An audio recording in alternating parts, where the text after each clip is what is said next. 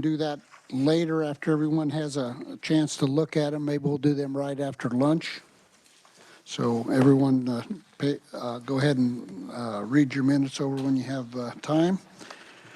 We'll start out with budget reviews. We're going to start out first off with the Adjutant General's Department, Kyle Anderson, fiscal analysis for the Kansas Legislative Research Department.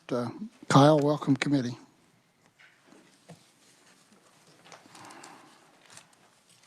Good morning, everybody. My name is Kyle Anderson with the KLRD, and I will start today by presenting the Adjutant General's budget, but I will also be your next three budget presentations.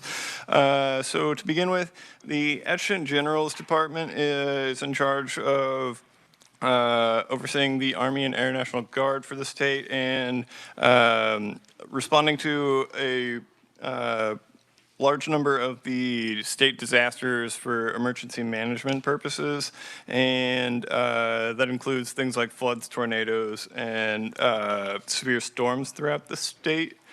Turning to page 2, the snapshot of the budget, there is a request for a reappropriation of $2.6 million in disaster funds that the actual expenditure did not go out in fiscal year 2025, so it's carrying over into fiscal year 2026.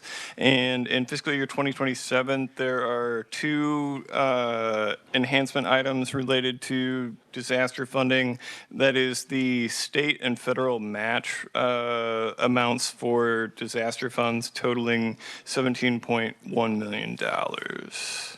Carrying on to page 3, this presents the information for the 10-year trend of expenditures. And you can see that over the 5-year trend, there's a decrease of $2.5 million, but the 10-year trend is an increase of $4.1 million. This is largely associated with the much lower starting point in fiscal year 2018 of approximately all funds $58 million, as opposed to the more recent trend towards $100 million all funds.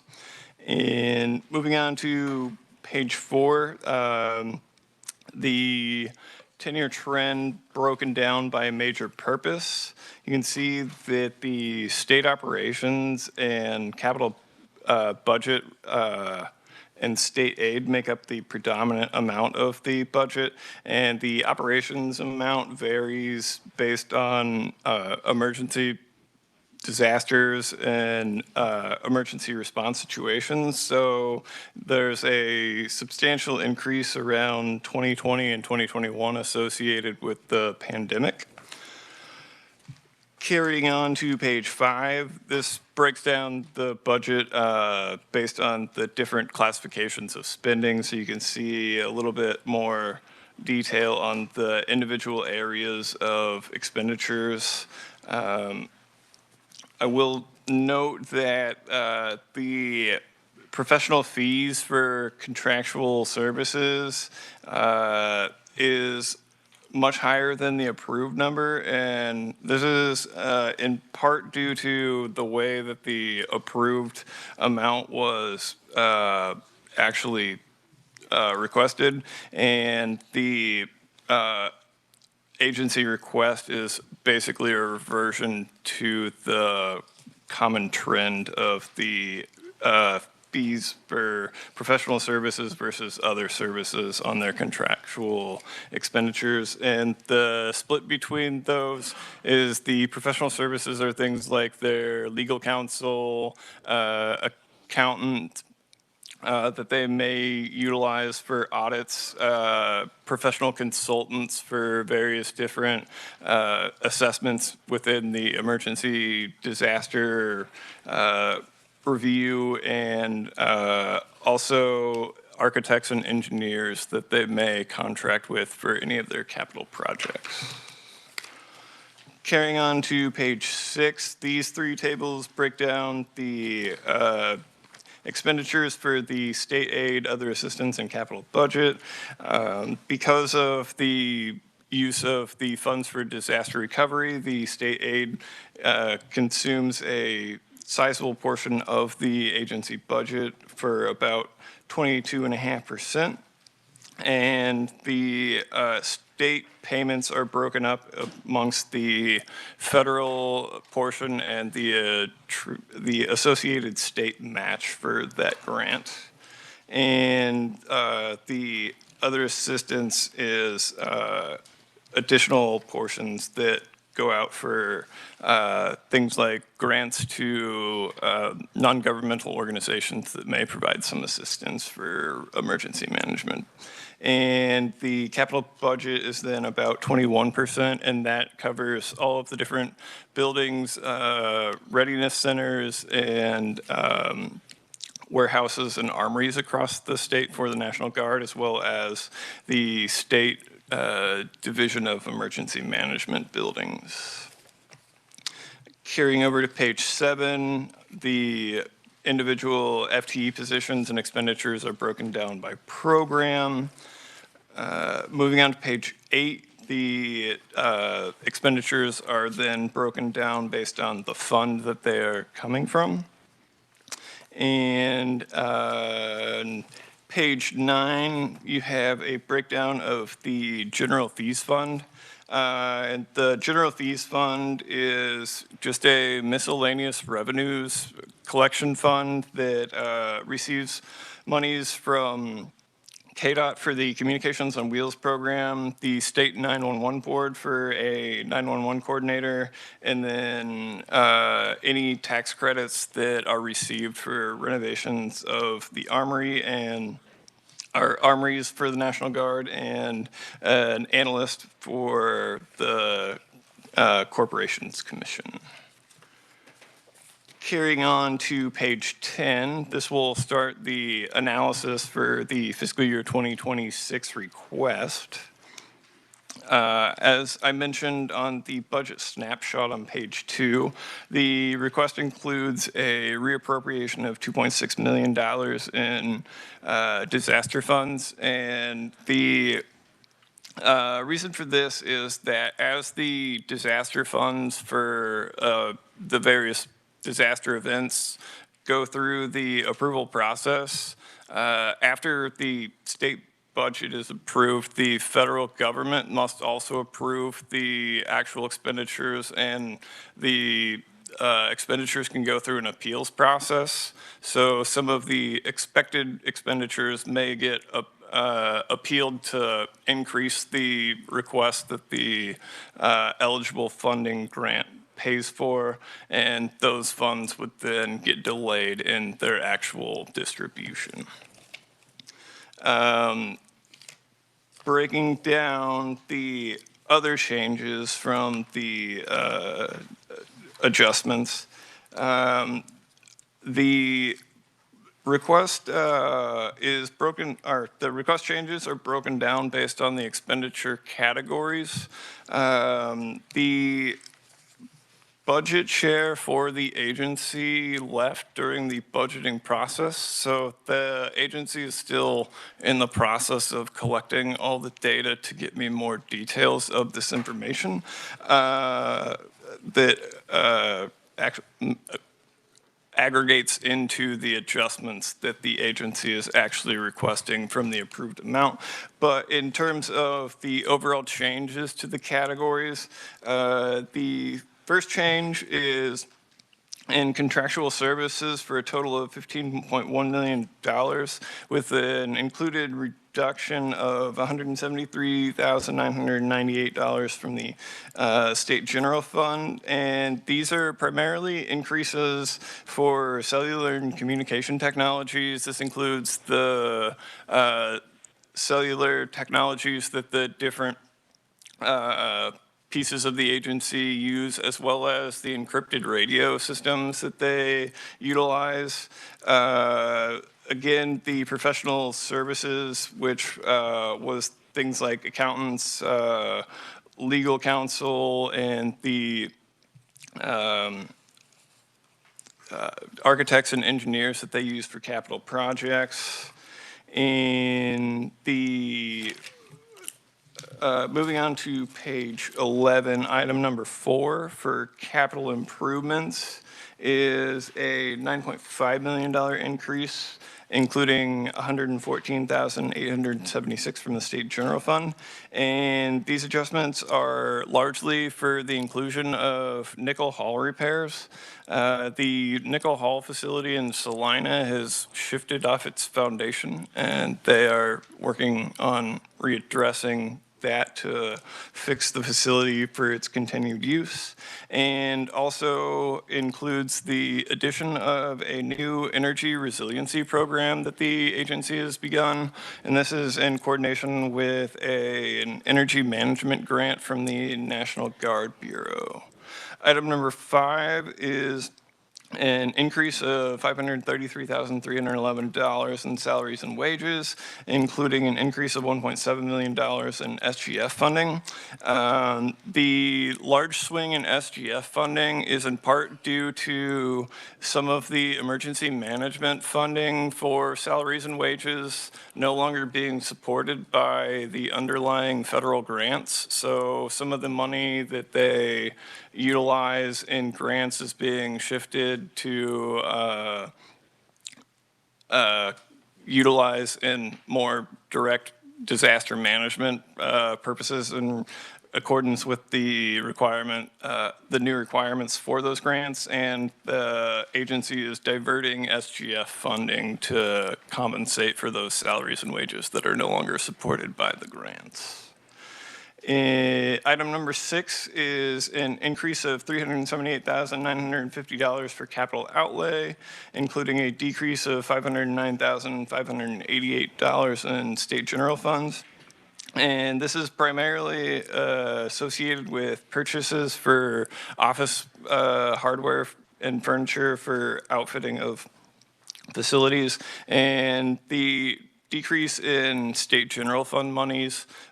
Some of the decreases across the different categories are to compensate for the real appropriation of some of those funds for state general funds for the salaries and wages required changes.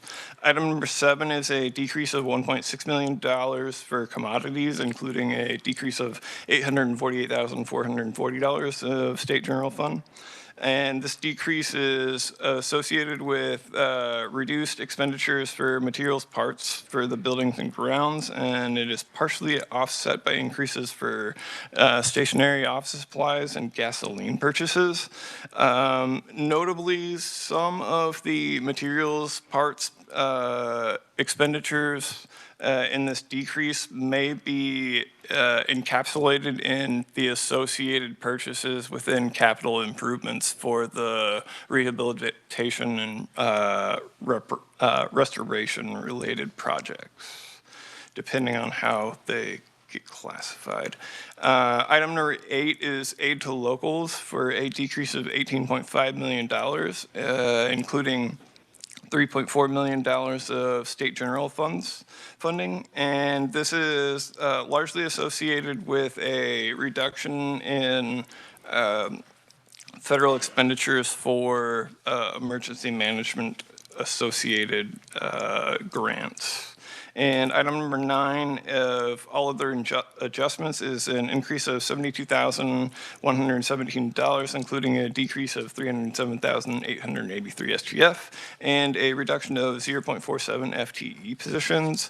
The increases are largely associated with aid distributions to the non-governmental organizations in the other assistance that provide additional disaster recovery mitigation practice related assistance.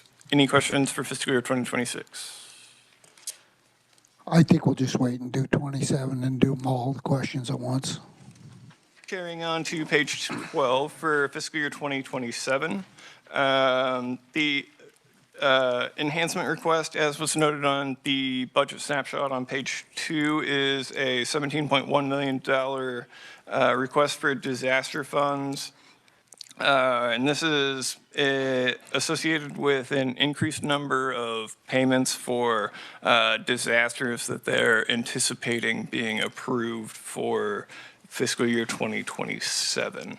Item number 2 is an increase in contractual services of $15.3 million.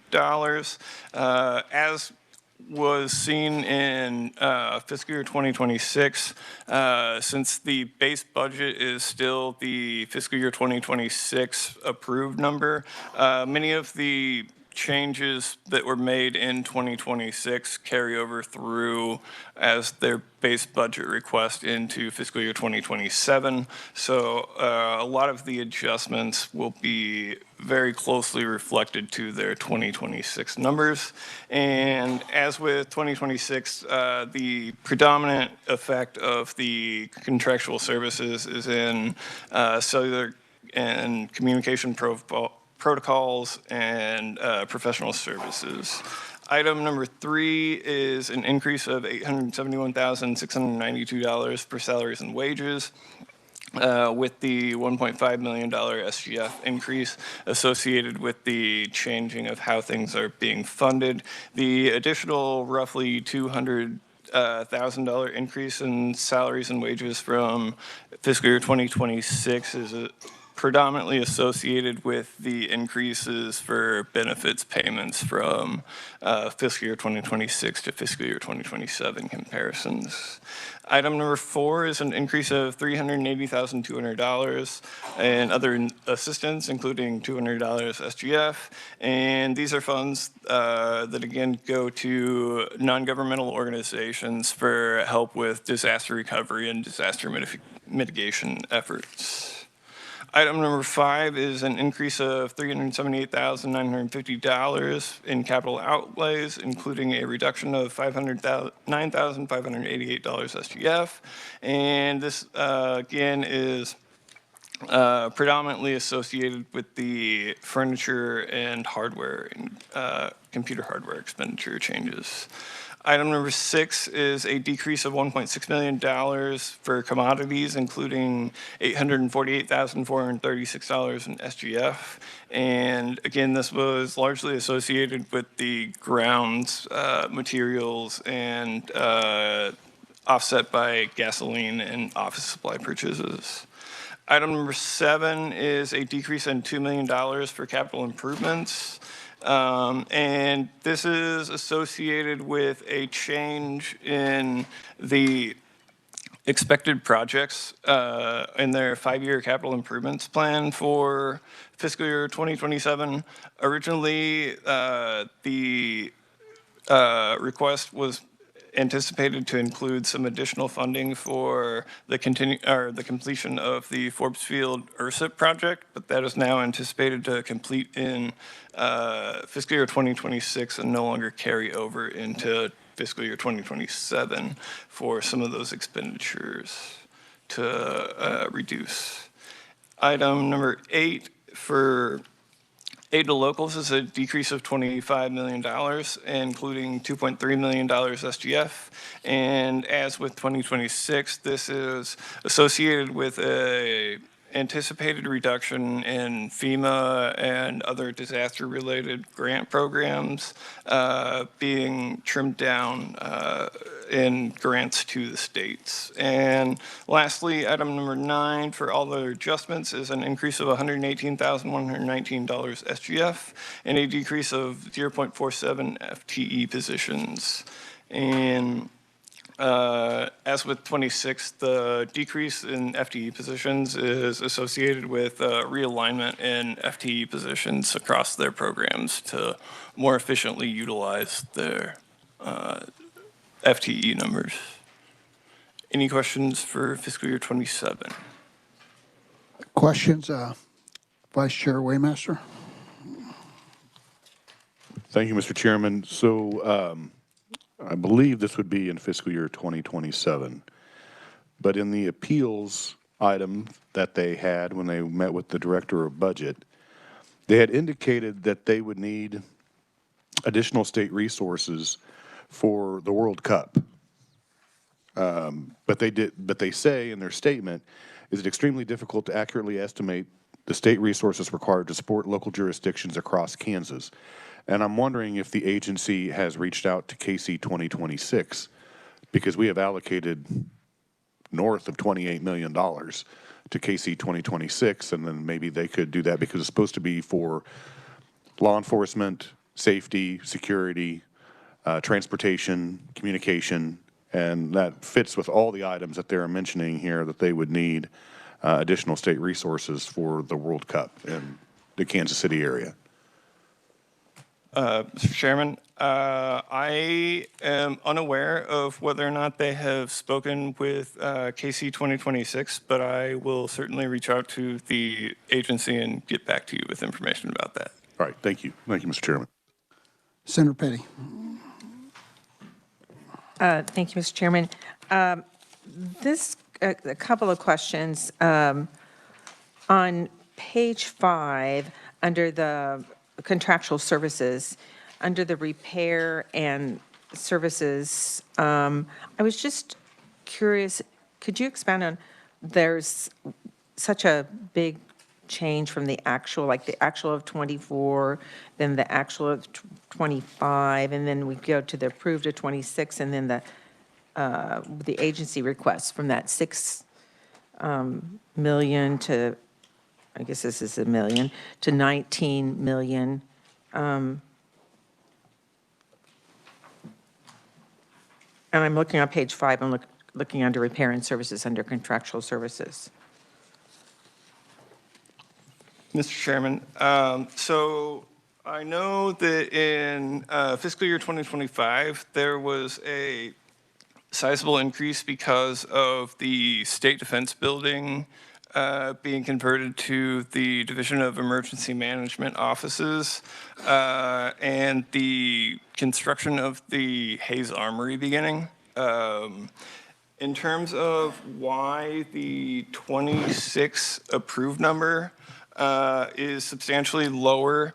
The completion of those projects left only a couple of smaller readiness center projects that they were anticipating.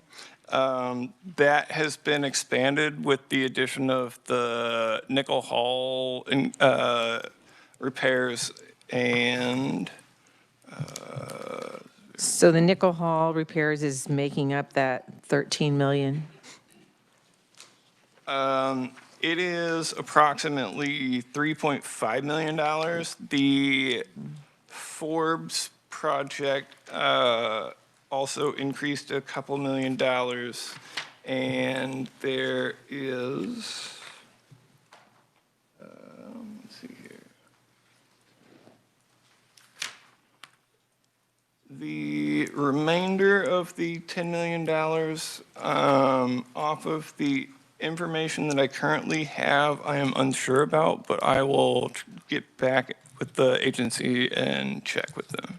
Thank you, I appreciate that. And then my other question goes to page 11.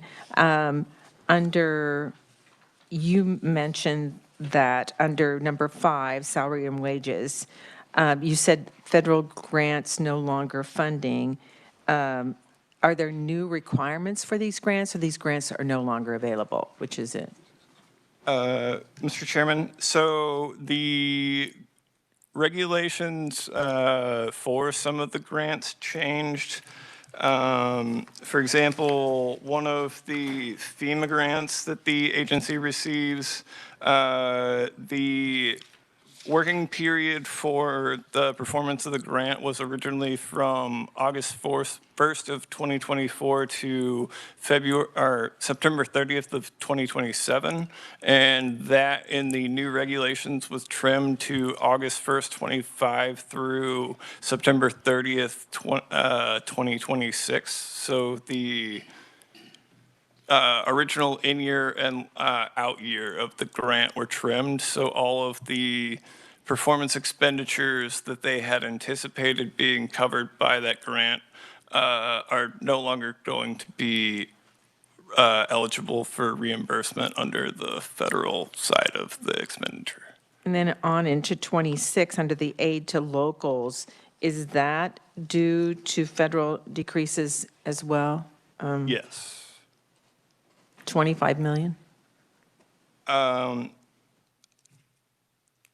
I will have to speak with the agency about what portion of that is due to specifically federal cuts and what portion is due to some other change, but the predominance of the adjustment, as I understood from the agency, was due to federal changes. And then my last question would go to Chairman Waymaster. So they have salaries and wages, and we voted last meeting about anything that dealing with salaries and salaries would be put off until, so does that include this agency as well? Vice Chair Waymaster. I think it'd be more of a question for research with our advisors, but I believe it would. Okay, thank you. Representative Hoffman. Thank you, Mr. Chairman. So going back to the salaries and wages, so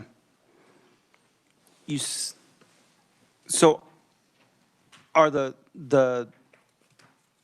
the State General Fund coming in to pay for some of the grants or to pay for the actual wages of the people administering the grants? Mr. Chairman, so previously the federal grant allowed some of its expenditures to be used for salaries and wages. Okay. And some of the new grant regulation changes, salaries and wages are no longer allowed to be paid out of the grant, only direct disaster recovery expenditures. And so the agency is rearranging how they expend some monies to from different funds to use some of their SGF appropriation for covering the salaries and wages that are no longer covered by the grant. Okay, so could you get us a list of what that entails? I mean, how many people are we talking and what grants, things like that? Thank you, Mr. Chair. Other questions? Senator Fagg. Thank you, Mr. Chairman, and thank you for your presentation. This is kind of a follow-up to Representative Hoffman. I'm looking at FTEs, and you look on page 3, the FY 2018 showed 255.15, and then it kind of increased through that period of time. Kind of leveled off. I don't know if that was COVID that happened at that time. I guess I'm questioning the need for 299.40, how you decide how many people you need, and if the federal government's cutting back on their spending, maybe we need to reconsider how many we actually need. Just my comment.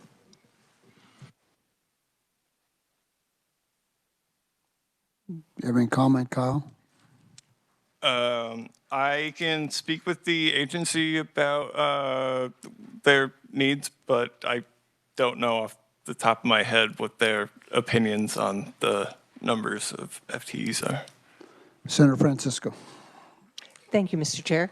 And thank you for this information. Again, following up on Representative Hoffman's comments, if we do have that chart of, the changes to salaries and wages, can it also include the offsetting decreases that were made in the other appropriations? Because as we're reading this, it's helpful to know that there's a number of times where we're talking about a decrease in state general funds. So it might be good to see how those are offset, and then the committee might want to address the issue of when we look at salaries and wages, if we're not actually increasing salaries and wages, but just increasing the amount of state general funds offset by other decreases. Representative Neighbor. Thank you, Mr. Chairman. With Senator Fagg's question, it brought one to me that is the federal government instead placing more responsibility on the states to cover the shortage of anything that might happen in the Adjutant General's I'm scope. sure they are, $37 trillion in debt, so I'm sure, they're broke. And Somebody's gotta start so I cutting think, back on some part of things. it is the federal government might be cutting back, but they're going to place that responsibility on states. Sure. And that concerns me. So I think we have to be very careful when we look at that. Thank you, Mr. Chairman. And I agree with Senator Fagg, we need to look at all these. Other questions? Representative Getz. Thank you, Mr. Chairman. Just a quick question on the reappropriation in '26. How I read it is those funds were not spent and they're not connected to a current project, but they still want the reappropriation? Or are those funds, they want them carried over because there is a specific project that they're going to be spent on? Mr. Chairman, so my understanding from the agency is that they were approved for a specific disaster, but the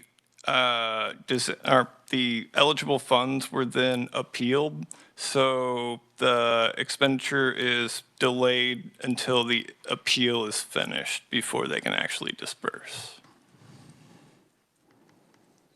And so this reappropriation would help cover those funds that might be reapplied? Mr. Am Chairman, I understanding you correctly? When, if the appeal were to complete in fiscal year 2026, then the actual approved amount can be dispersed for that disaster after the appeal is completed. Okay, thank you. Thank you, Mr. Chairman. Representative Wassinger. Thank you, Mr. Chair. I have a couple of questions. One is, could I get a breakdown of the legal fees and professional fees? You're saying other contractual services, and I'd like to know what those are. And then also on page 10, it's more of a question you may not be able to answer, but it's on 10. What are the requirements for qualified organizations that are not governmental entities? Mr. Chairman, I would have to check with the agency as for what the actual requirements for those are. I am not sure off the top of my head. Okay, thank you, Kyle. Thank you, Mr. Chair. Any other questions? Seeing none. Thank you, Kyle. I guess the next one is also yours. We'll do the Kansas Bureau of Investigation with Kyle Anderson, fiscal analysis for KLRD. I am still Kyle Anderson. We will now be moving to the Kansas Bureau of Investigation. Kansas Bureau of Investigation was started in 1939. It has offices in Topeka, Great Bend, Garden City, Lenexa, Pittsburgh, and Wichita, and it carries out statewide law enforcement works and also carries out a lot of the forensic laboratory work for the state. Carrying on to page 2, the budget snapshot, there is a request for $30,426 in SGF funding to be reappropriated in fiscal year 2026. This is associated with their meth lab cleanup fund. In fiscal year 2027, they have 3 enhancement requests. A request of $885,545 for the Pittsburgh Regional Crime Center. $750,000 for forensic equipment, rehab and replacement, and $229,386 for their recruitment and retention plan. Carrying on to page 3, the 10-year history, you will probably take note of the large rise in fiscal year 2022. This was associated with an increase to pay off the bonding for the Pittsburgh Regional Lab or the Washburn Lab, I'm sorry, and take ownership of that. And the more recent increases are due to increasing needs of the agency in terms of the fentanyl crisis and also the child victims task force increases. Moving on to page 4, the capital budget rise in fiscal year 2022 is again associated with that bonding to pay off the lab. And carrying on to page 5, you can see how the budget breaks down based on expenditure classifications. Page 6 breaks that down into the various state aid and other assistance payments. And the capital budget is predominantly based on the yearly rehab and repair for the different facilities. The expenditures are broken down by program and their respective FTE positions on page 7. And then into the funds at the top of page 8, the agency carries a fee fund in the record check fee fund, and this is where the aggregated collections from all of the background checks for private entities and organizations are collected and used by the agency. Carrying on to page 9 brings us to the fiscal year 2026 analysis. I will point out that I noticed this morning while I was doing this that I at some point broke the subtotal for other changes line.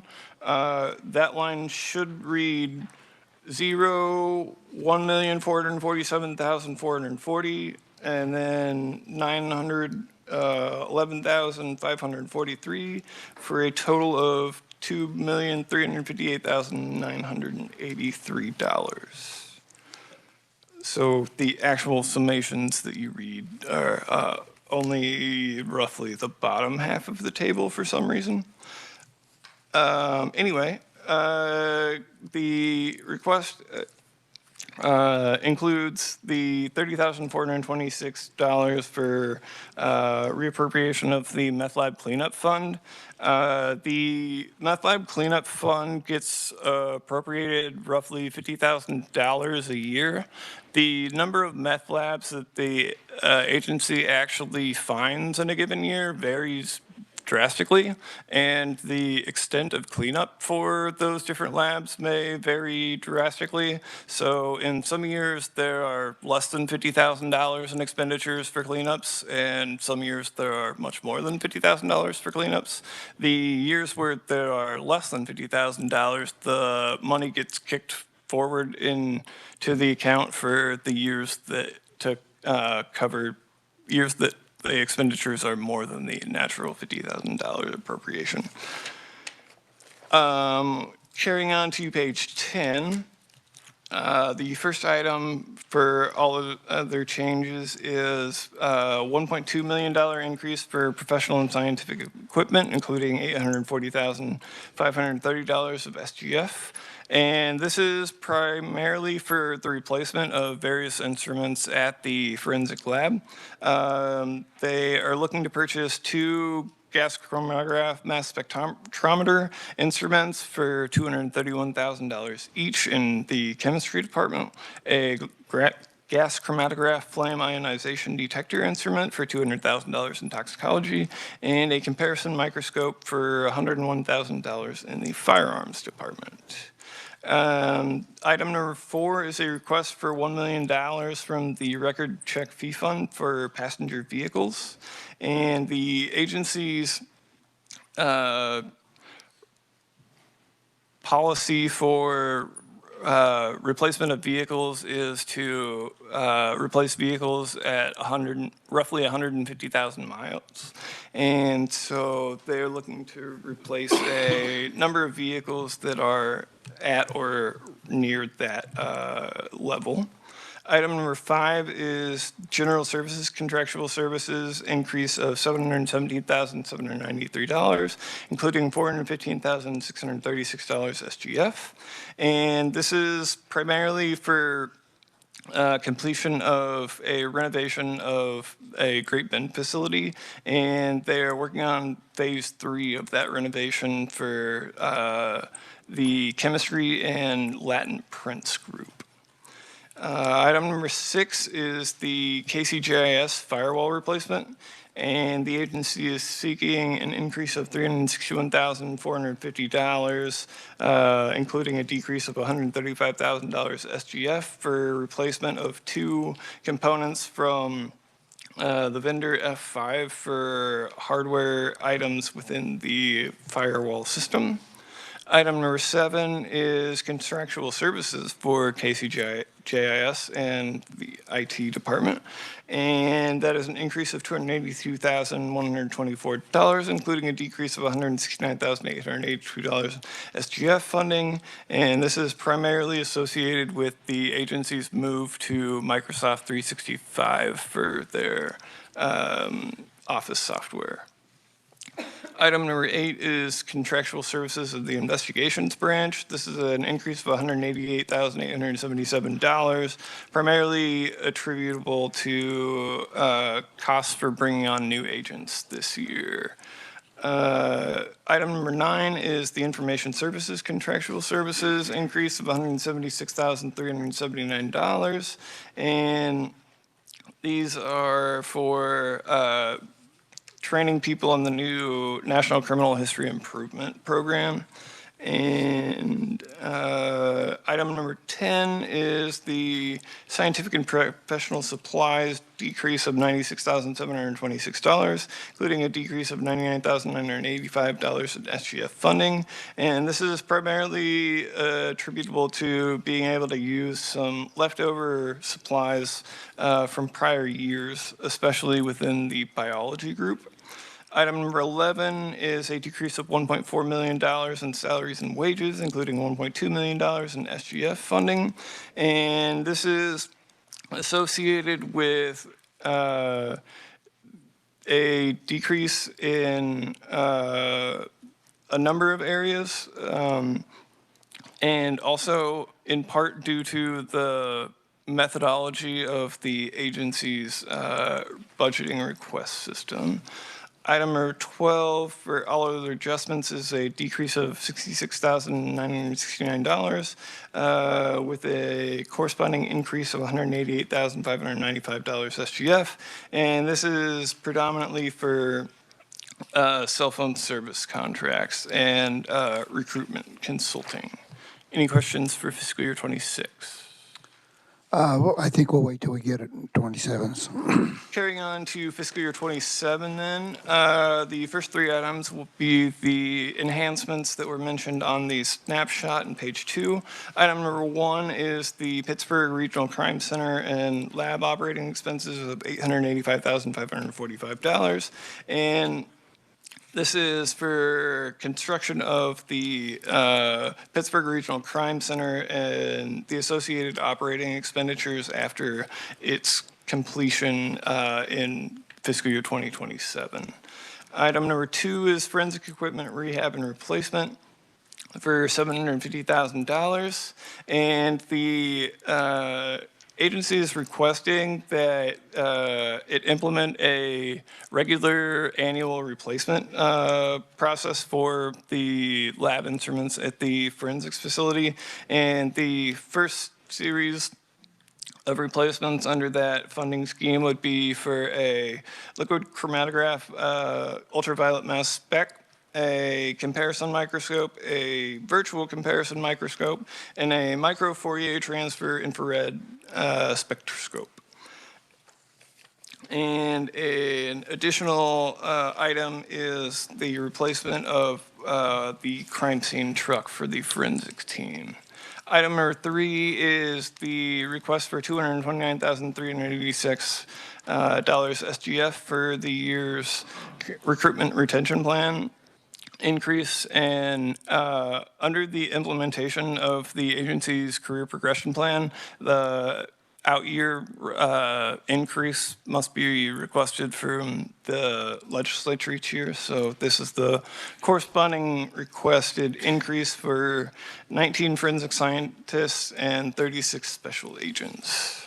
Item number 4 is an increase of $343,621 in salaries and wages, including $263,642 SGF.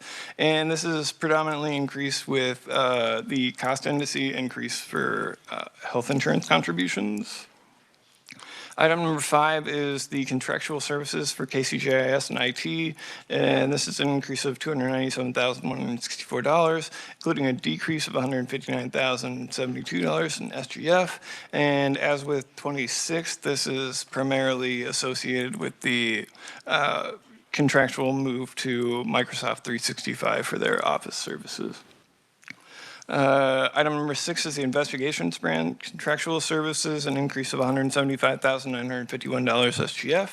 And this is predominantly increased with the costs for onboarding new agents. Item number 7 is contractual services for information services division. And that's an increase of $173,985. And that's primarily, again, for the augmentation staff for the new National Criminal History Improvement. Item number 8 is an increase of $44,449 in commodities, including $40,190 SGF. And this is primarily due to materials for the completion of the Pittsburgh Regional Crime Center. Item number 10 is an increase of $61,710, including a decrease of $42,573 SGF for all of the adjustments. And this is, again, primarily associated with their recruitment consulting and cellular services. Any questions for fiscal year 26 and 27? Questions?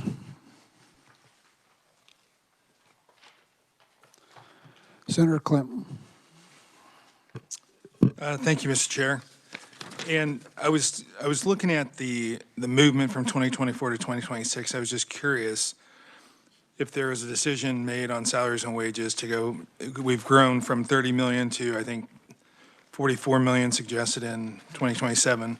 Was there an event or something that transpired that would have justified that increase in growth? Just for my own edification on that. Mr. Chairman, off the top of my head, I am not sure. I will check with the agency and see if they have some more insight. There may be a good reason for it. I was just curious. Thank you. Thank you, Mr. Chair. They have added quite a few new people and also new equipment and. Would the equipment, real quick, would the equipment have been under wages and salaries? No, Or is it not under wage and salaries on Okay. that, but I'm just. New buildings mentioning that some drive of in the more things. people? Yeah, and the new office in Pittsburgh, is being built, so. Thank you, sir. Mr. Chairman, some of that may also be associated with the 2 new task forces that they started for the child victims. They opened one for Southwest and one for Southeast, I believe, around that time. And that was also roughly the time of the start of the fentanyl task force. So those 2 things may contribute some of it. But again, I will check with the agency to make sure, get a more full answer. Other questions? Representative Wassinger. Thank you, Mr. Chair. Number 1 is, and that's on your first page, do you know the reason why they took ownership of the Washburn Lab? And then, do you want me to give you all my questions at once? You want to answer them one at a time? Whatever your One at a preference time? is. Okay, give it to me one at a time, if that's okay, Mr. Chair. Mr. Chairman, so the Washburn Lab, as I understand it, was always intended to ultimately be owned by the agency. It was more a matter of just like the underlying agreement with Washburn University and the overall bonding authority requirements of the bill. Okay, I'd love a little bit deeper information on that. And then on page 13, I'm going to the wrong place. They're budgeting for projected. filling of of vacancies. How many vacancies do they actually have? And because let's see, I think it's on page 11. I have to keep going back and forth.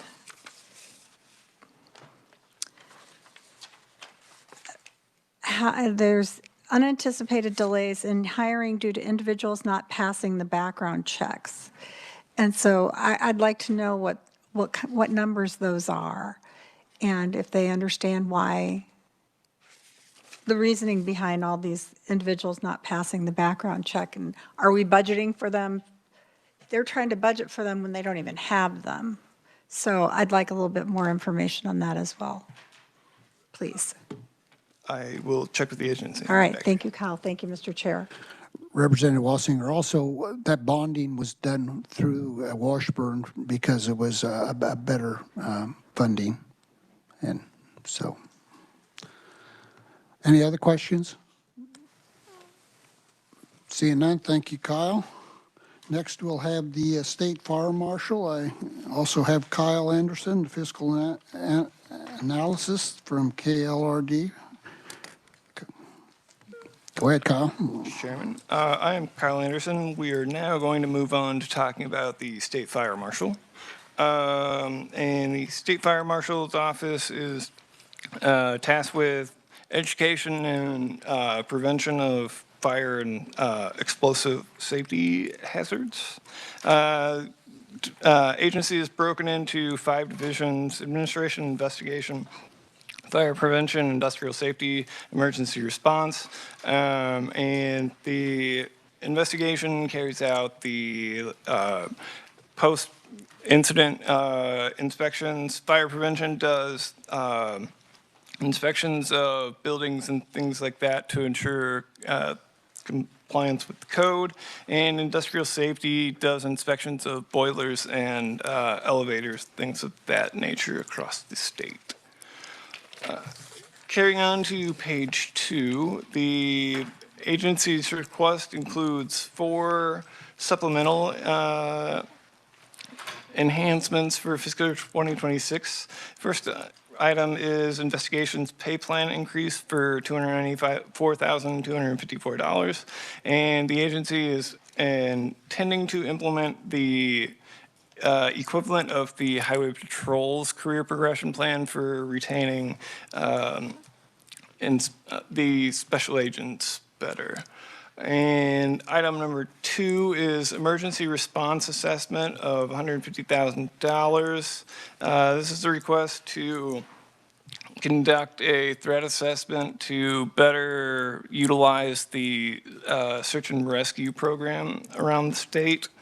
Item number 3 is a fire prevention inspector for $116,690, and the agency is seeking to add a new fire prevention inspector for covering the Board of Regents facilities. Item number 4 is an IT employee for $87,457, and this is a request for an additional IT employee with the increasing number of devices that the agency is being needed to utilize. And then in fiscal year 27, the first item is a $500,000 request for carrying on the volunteer fire department grant program. Item number 2 is $305,944 for the career progression plan. And then item number 3 and 4 are again the IT employee and the fire prevention inspector for $85,489 and $83,319 respectively. On page 3, you can see the 10-year trend. And there's a notable increase in recent years due to rising inspections by the agency. And this is in part related to the additional inspector request. Some of the regions across the state that were previously doing are contracting with the agency to conduct their own inspections, no longer have the funding necessary to conduct those inspections on their own, and the requirement is now falling back on the agency, resulting in increased costs to the agency. Carrying on to page 4, the expenditures are broken down by their major purpose, and you can see that the state operations account for the predominant portion of the agency budget, with a small amount associated with the volunteer equipment grants program. Then state operations breakdown is provided on page 5, and the associated state aid is broken down on page 6. The expenditures by fund and program and the FTE positions by program are provided on page 7. And then on page 8, we start the associated fee funds of the agency. The agency has 3 majorly relevant fee funds. The first is the Fire Marshal Fee Fund, and this is the primary funding account for the agency, and receives a transfer in June and December. So the agency has historically been required to reserve 1/2 of the year's budget at the end of the fiscal year, so that there is sufficient budget to carry over through to the next year.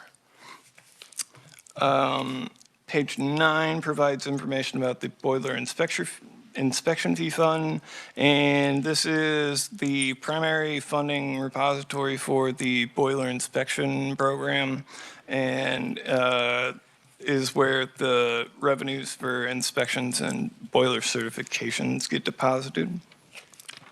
And then finally on page 10, the elevator safety fee fund was created recently with the Kansas Elevator Safety Program, and receives revenues from licensing fees for the different types of elevator maintenance, as well as changes in elevator certification and installation. Moving to page 11 begins the fiscal year 2026 analysis. As noted on the snapshot on page 2, the first item is for the investigative pay plan increase. This is an increase of $294,254, and as was noted on page 2, the agency is requesting to adopt the Highway Patrol's career progression plan to improve recruitment and retention of special agents.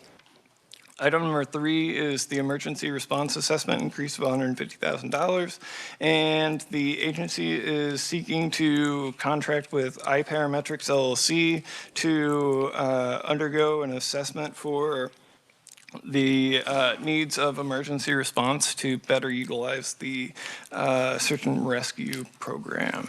Item number 4 is the fire prevention inspector for an increase of $116,690 and 1 FTE position. And as was noted on when we were looking at the snapshot, this is an inspector dedicated to the Board of Regents institutions, and also providing a direct point of contact for the Board of Regents facilities.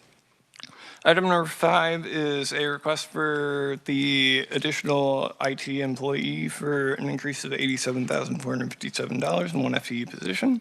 And as was noted on page 2, the agency is increasingly adopting equipment that requires more communications connectivity, and as a result, also incurs more troubleshooting related issues, and the additional IT employee would be dedicated to handling those related issues. Item number 6 is an increase of $499,000 $998,000 for all of their adjustments, and that is predominantly associated with the cost indices increases for salaries and wages. Would you like me to carry on to fiscal year 27? Please. So turning to page 13, the one-time adjustment line is associated with the $500,000 appropriation for the volunteer fire department grants that was made in the last session. And it was only made as a one-time appropriation, so it is being pulled out there. Item number 2 begins the enhancement request, as we're seeing on page 2's budget snapshot. The first item is the volunteer fire department grant funding, a request for $500,000. The agency would like to continue the volunteer fire department equipment grant program and is thus requesting the funding to continue that program. And to do that, they're seeking a transfer to the fire marshal fee fund of $500,000 from the SGF account. Item number 3 is the 2027 increase for the career progression plan request. As with 2026, this is a request to adopt the Highway Patrol's career progression plan, and for 2027, that would be an increase of $305,944. Item number 4 is the additional IT employee for $85,489, and again, they would be hired for handling the additional devices that troubleshooting needs for the agency. Item number 5 is the Board of Regents Fire Prevention Inspector for an increase of $83,319. Moving into other changes, item number 6 is an increase of $347,000 for professional scientific equipment, and this includes the purchase of a crime scene laser scanner, replacement of various technical equipment that is being phased out for end of its lifetime, and replacement of currently deficient equipment. Item number 7 is the replacement of some of the trucks used by special agents for an increase of $321,000. And the requirements for some of the vehicles when some of the inspectors have been exposed to harmful chemicals, especially after a fire in the investigation procedure. They are mandated to keep the exposed clothing out of the cabin of the vehicle and stored in a separate location. So the clothing and exposed equipment has to be stored in the bed of the truck while the people are in the cab for the separation. Item number 8 is a request for an increase of $286,150 in contractual services, and $279,825 of that increase is from the Fire Marshal Fee Fund. And this is largely associated with increases to surety bond and insurance premium increases, training expenses, computer services, communication services, building rent, and various other fees of the agency. Item number 9 is an increase of $79,290, including $26,240 from the Fire Marshal Fee Fund for commodities. And these are primarily for purchases of materials, parts, and supplies that are used during the investigations and inspections, largely things like personal protective equipment. Item number 10 is a purchase of a passenger vehicle for $29,000, and this includes a decrease of $4,000 from the Fire Marshal Fee Fund. And the agency utilizes the passenger cars for the boiler and elevator inspectors and code inspectors that will not be exposed to harmful chemicals and vapors that would then require separation in a truck. Item number 11 is a decrease of $277,000, including a decrease of $276,000 from the Fire Marshal Fee Fund for information processing. And this was associated with costs of onboarding new users for the updated National Fire Incident Response System with the new National Emergency Report Information System.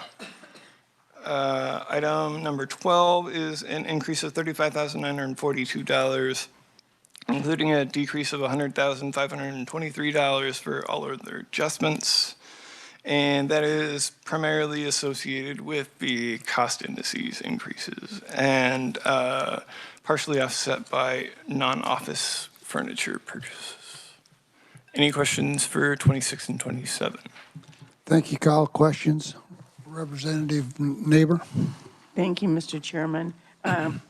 This may just be for information only, but who usually does the inspections of the colleges as far as fire marshal or in-house? I would think maybe the city, or is it a state responsibility?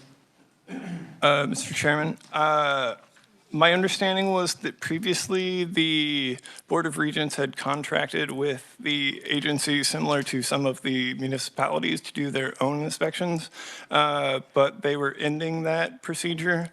I will check to confirm that that is correct, but that is my understanding of the adjustment that is Well, taking these aren't large amounts, but I just asked because the local entity, I think, would have probably better knowledge of the universities themselves. And what is the price difference from going to contractual with the city to hiring state? Thank you, Mr. Chairman. Representative Wassinger? Thank you, Mr. Chair. That was partly my question. It looks like the Board of Regents is transferring a lot of their contractual services to the state.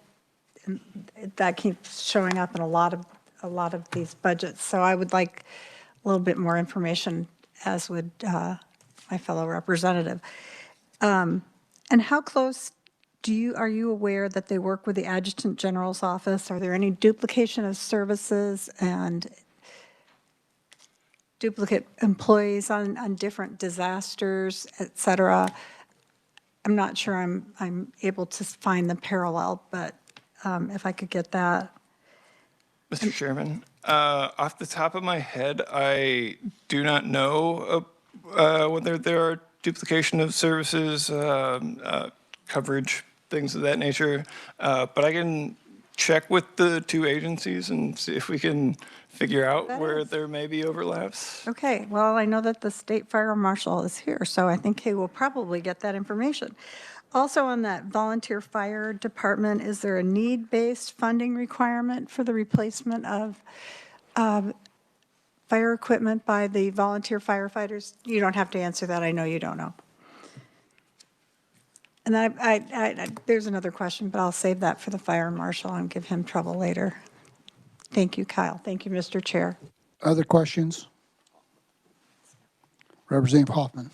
Thank you, Mr. Chairman. I was just looking at the Elevator Safety Fee Fund, and it's pretty interesting. We just put that in place a few years ago, and that fund is growing very fast, or very quickly, I guess,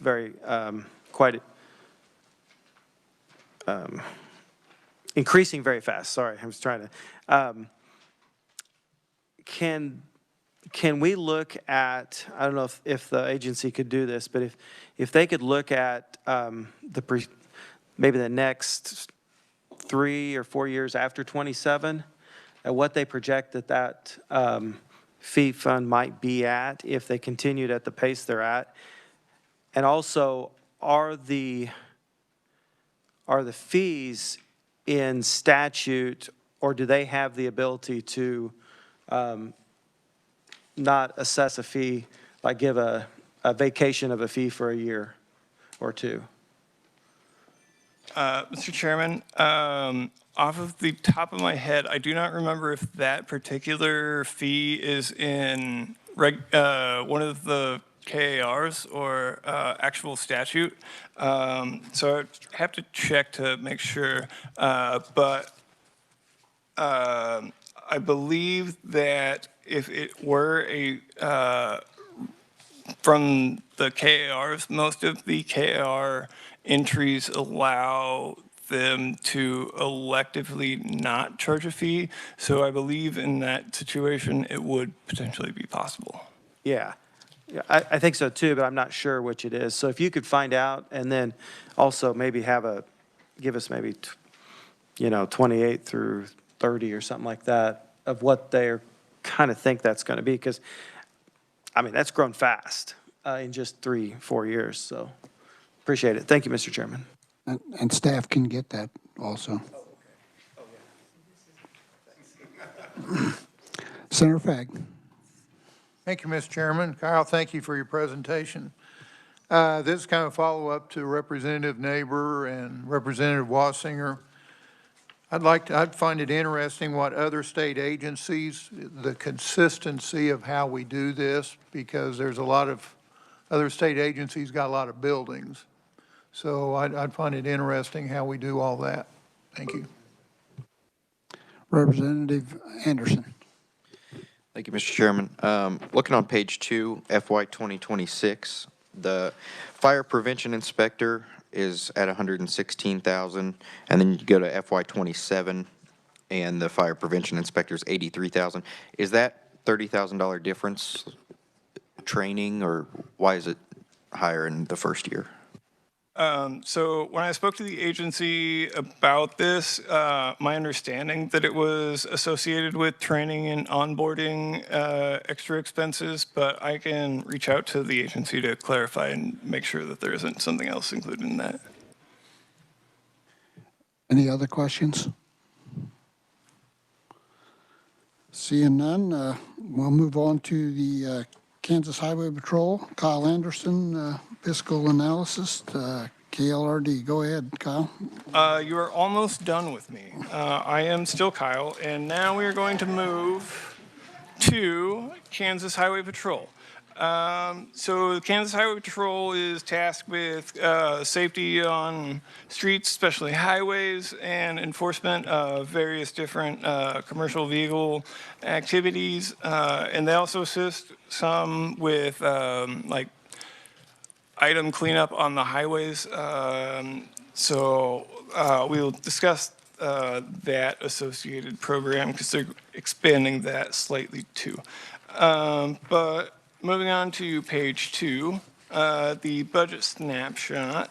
The agency has 2 supplemental requests. The first is $2 million for the first phase of the general headquarters relocation project.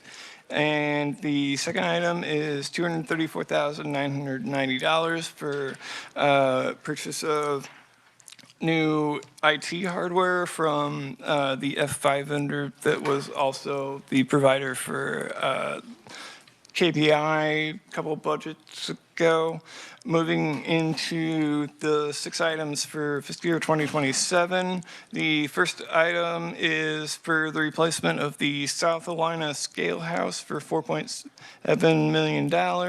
And this is for a newly added program to begin replacement of one scale house annually in conjunction with KDOT.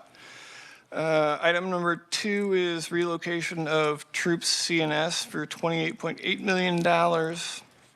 And that is relocation of assets in Salina as part of that footprint restructuring. Item number 3 is a $4 million request within the air support unit for replacement of one of the law enforcement aircraft. Item number 4 is equipment and technology modernization for $3,159,559. And this is replacement of the taser systems and the associated training systems for the agency. Item number 5 is $2 million for phase 2 of the relocation of the headquarters to the Curtis State Office Building. And last but not least, item number 6 is $250,000 for a comprehensive wellness program that the agency is seeking to introduce. Moving to page 3, I will point out the large bump for fiscal year 2023, and this was associated with a large expenditure for, or predominantly associated with a large expenditure for the air support unit, where a helicopter, a single engine aircraft, and the executive aircraft were purchased, as well as outfitting the helicopter, the single-engine aircraft, and 2 other aircraft in the fleet with law enforcement sensors. The continuing trend for increases after the dip back slightly in 24 is largely associated with the expenditures for changes in Salina for the new dispatch center, the second purchase of a second helicopter in 24, and also the implementation of body cams. Carrying on to page 5, you can see that state operations are the primary portion of expenditures at 80%.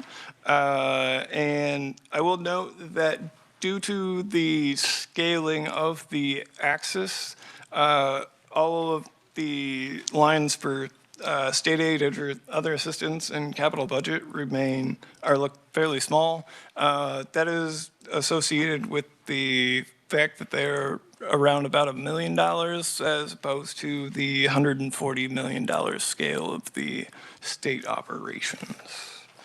The breakdown of the different expenditures within state operations is provided on page 5, and the associated other assistance, state aid, and the capital budget for the buildings across the agency is provided on page 6. And then the program expenditures, FTEs, and funding is broken down on page 7 and the top of page 8. Moving to the fee fund for the agency, the operations fund is the agency's primary source of funding for the year and receives transfers from the state highway fund for its revenues. Carrying on to page 9, we begin the fiscal year 2026 budget analysis. The agency has no reappropriations, but it does have the 2 supplemental requests noted on page 2's budget snapshot. The first is phase 1 of the relocation of general headquarters for $2 million.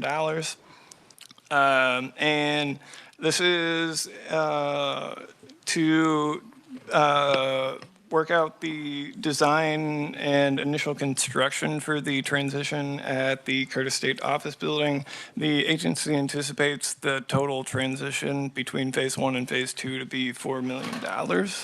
Item number 3 is IT infrastructure for an increase of $234,990, all from the operations fund.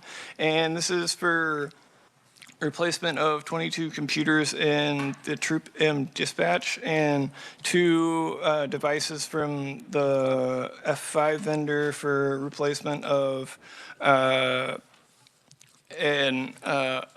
hardware solution in their networking system and the associated ongoing service contract for that instrument. Item number 4 at the top of page 10 is an increase of $500,142 from the operations fund for an expansion of the motor carrier inspection program. And this is to accommodate the state weight enforcement plan submission to the Federal Highway Administration for increasing weight enforcement on the highway system. Item number 5 is an increase of $442,535 for an expansion of the motorist assistance program. And this is primarily a request to increase the coverage for the FIFA World Cup and includes additional trucks, debris movers, and equipment for 2 motor assistance technicians to carry out that duty. Item number 6 is a decrease of $1.4 million for capital improvements. And this includes a decrease of $226,000 from the operations fund. This decrease is predominantly associated with the agency's election to eliminate funding for major capital improvements things on this Salina campus until the rearrangement of the footprint in Salina is fully satisfied and realigned so that we aren't spending monies on buildings that we are going to no longer be owning as an agency and state. Item number 7 is a reduction of $118,000 and $118,628 from the operations fund and 6 FTE positions for all of our adjustments. And this is largely to correct for a funding request, funding error in the 2025 legislative request. And the reduction of FTE positions is due to a realignment of employees within the agency after reevaluation. Carrying on to fiscal year 2027. The first item for one-time adjustments is a reduction of $24 million. This is the one-time ARPA funding for the Salina Central Dispatch Facility that is being moved to the ks.gov campus in Salina. Moving into item number 2 for the enhancement request. This is a request for relocation of Troops C and S in Salina. For $28.8 million in SGF, and the agency is seeking to build a headquarters facility for Troops C and S near the new dispatch center on KDOT property. And the request also includes 3,000 square foot of office space in the building for the KBI to have office space in the Salina area. Item number 3 is the South Olathe Scalehouse replacement request for $4.7 million from the operations fund. And this is part of a long ago procedure. There was an assessment done on the state scale houses in 2008 that recommended a replacement or reconstruction of scale houses across the state, but that replacement plan was never actually implemented. And a recent reassessment of those needs was carried out by the Highway Patrol and Department of Transportation with a plan to remodernize one of the scale houses across the state each year. The first elected scale house on that annual replacement plan is for South Olathe Scale House. Item number 4 is a $4 million increase for the air support unit to replace the current 1998 Cessna 206 with a new Cessna 206 that is outfitted with law enforcement equipment. The current plane is nearing its next engine overhaul and does not currently carry any law enforcement equipment. Item number 5 is a $3.2 million increase request, including $2.4 million from the operations fund for equipment and technology modernization. The agency is seeking to replace their TASER X2 equipment with the modernized TASER 10 platform and the associated training system that is replacing the old Virtua training platform. Item number 6 is a $2 million increase for Phase 2 of the General Headquarters relocation to Curtis State Office Building. And the second phase of that funding is for the actual furniture, fixture, outfitting, and the lease transition. Item number 7 is a $250,000 increased request for a comprehensive wellness program. The agency would like to implement a comprehensive wellness program for health and safety of the employees of the agency, and is seeking a $250,000 match of agency funds from the state. Moving into the other changes, item number 8 for salaries and wages is an increase of $2 million, including $2.2 million from the operations fund. And the increase is largely associated with the year's career progression plan increases and the associated cost indice increases. Item number 9 is $500,142 from the operations fund for motor carrier inspection. This is again associated with the state weight enforcement plan submission to the Federal Highway Administration for expansion of weight enforcement through the motor carrier inspection. Item number 10, the motorist assistance expansion is an increase of $442,535. And this, again, is for additional trucks, debris removers, and equipment to add 2 new motorist assistance technicians for expanding that program. Item number 11 is an increase of $338,571, including a decrease of $25,191 from the operations fund for commodities. And this is predominantly associated with replacement uniforms for the agency. Item number 12 is an increase of $249,111 in capital outlays, including an increase of $1.3 million in the operations fund, and this is for various purchases of equipment, and is the large swing in operations fund funding is largely a change in how the agency is paying for expenditures, or those particular expenditures. Item number 13, capital improvements, is a decrease of $2.8 million, including $1.1 million from the capital improvements, or operations fund. And that, again, is largely associated with the decrease in expenditures for the Salina campus until the completion of the realignment of that footprint. Item number 14 is an increase of $802,404 and a decrease of $375,577 from the operations fund, and a decrease of 6 FTE positions. And again, this is largely attributable to the change in funding request error and realignment of positions, and some of the additional difference in the funding is for the air support unit contractual services. Any questions for 26 and 27? Vice Chair Waymaster.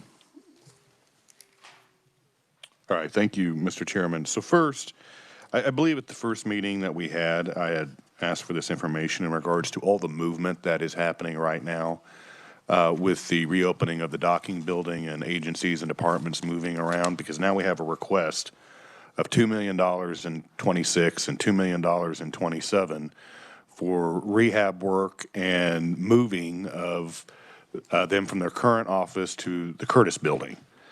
And I think we need more information on exactly what that $4 million is going to be used for, because this is coming out of nowhere. I mean, we're moving agencies and departments around because we just spent, what, $100 million on a renovation of an existing building, and now all these agencies and departments are coming to us and saying, hey, now we need moving expenses because you guys decided to rehab an old building.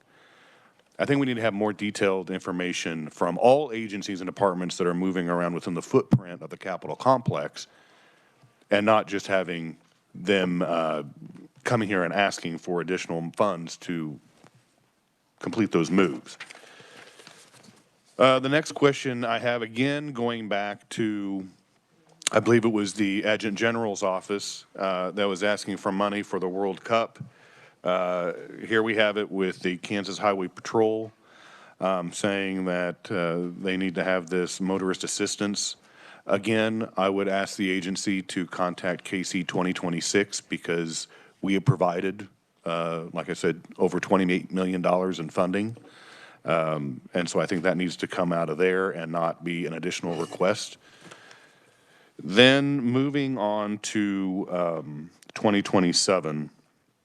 So I'm looking at the appeals, and a lot of the items that they're asking were appealed with the Division of Budget. And I think we need to hold off on the relocation. I'm just making a statement on the relocation of the Troop C and S. And those are on the Marymount campus right now. Is that correct, Kyle? I believe so, yes. And so now they want, what's the plan to do with the existing building on Marymount? Mr. Chairman, so the last I knew, there has not been a definitive choice for what will come of the current campus. My understanding was they were looking into selling it. There are a few developers for housing areas, subdivisions in the nearby area that have previously shown interest. Okay, well, I would say respectfully, until we're not going to dole out almost $30 million for a building when they don't know what they're going to do with the existing building that they currently have.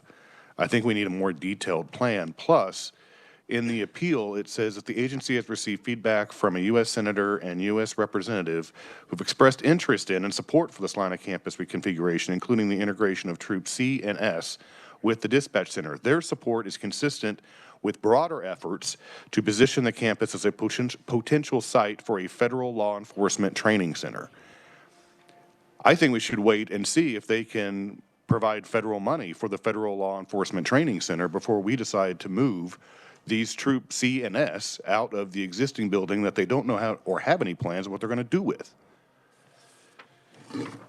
The next item I have is in regards to air support unit.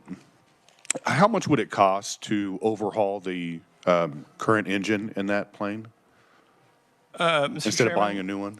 I am not sure about the price to overhaul the engine. I do know that it's roughly $2.5 million to outfit the aircraft with the FLIR and Yeah. and everything for the law enforcement. But I'm just wondering, instead of spending $4 million to totally purchase and then also outfit it, how much would it cost just to overhaul them? Because they said in 500 hours it's going to need to be overhauled. I'm just wondering how much the engine would cost overall. And the reason why I bring this up is because a highway patrolman, years ago, well, a couple years ago, we actually bought a Caravan that was supposed to be housed at Hayes Regional Airport. And then when we bought the Caravan, it didn't fit in the hangar that we currently had. So then they came back and they asked us for more money to build a hangar. And so we allocated the funding to build a new hangar in Hayes. And then I'm told just within a few weeks ago that that Caravan is nowhere in Hayes. So we have put money into a hangar where this member of the Kansas Highway Patrol informed me that that Caravan is not even in Hayes, where we spent money working on a new hangar and replacing this aircraft. All right, thank you, Mr. Chairman. Senator Fagg. Thank you, Mr. Chairman. Kyle, thank you for your presentation. Vice Chairman Waymaster, I hear what you're saying. That kind of was on my list. Take that down a little bit farther. I think there's changing things going on in air coverage called drones. And I would think that would be more cost effective, and I think they need to look at that whole program and say, how many do we need?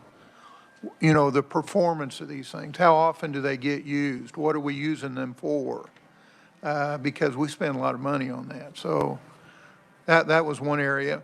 The other one on motor carrier inspection, this one's kind of new to me, but when we're asking for money for that, I would question how often they get somebody that's overweight. Do they charge them a fine? You know, should this be fees that would cover this kind of thing?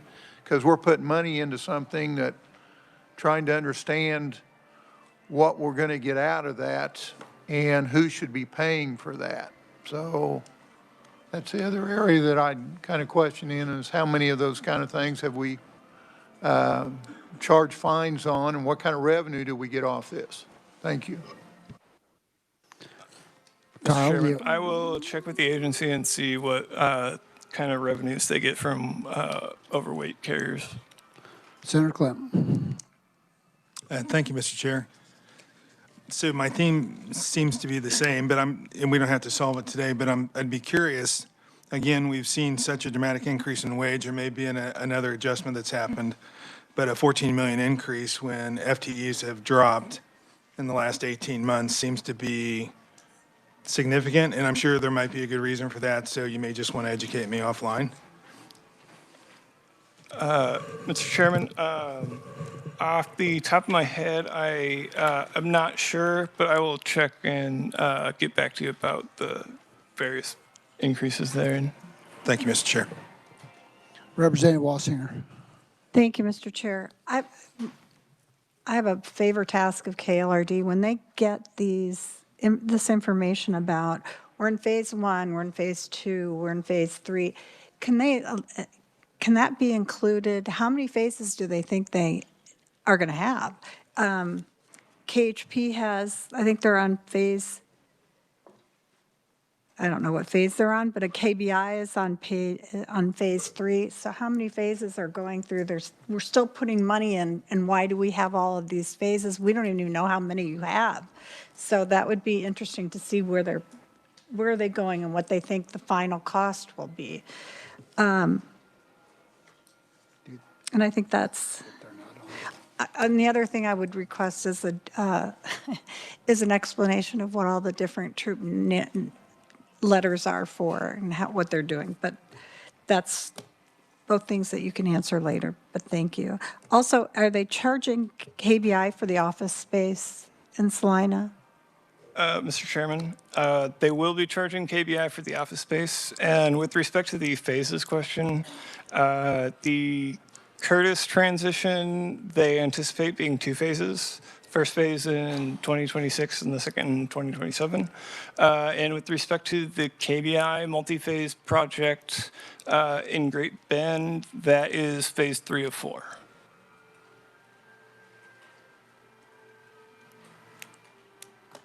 Okay, well, Johnny on the spot. But I would like to know how much all those phases are considered to be costing them when they get done. Thank you. Also, the building construction gets the 5-year plans.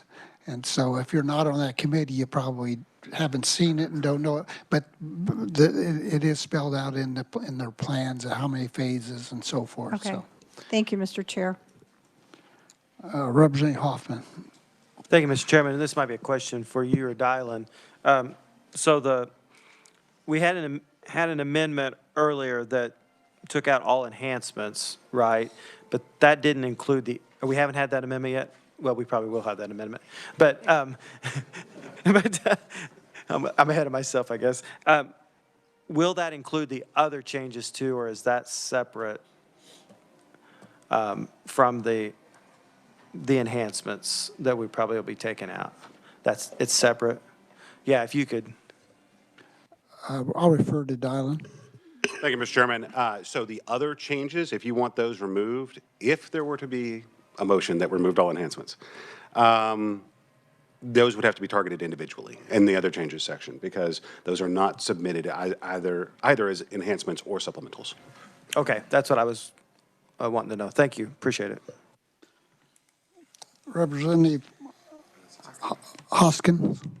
Thank you, Mr. Chair. Thank you, Kyle. My question is pretty simple. Do we know how many scale houses there are in Kansas? Kind of follow up on the phase, like if Olathe is the first, how many scale houses are there in the state? Mr. Chairman, I honestly should know this because I quite literally looked this up when I got here this morning, but I have already forgotten the number. So I will have to get back to you. Thank you. Representative Neighbor. Thank you, Mr. Chairman.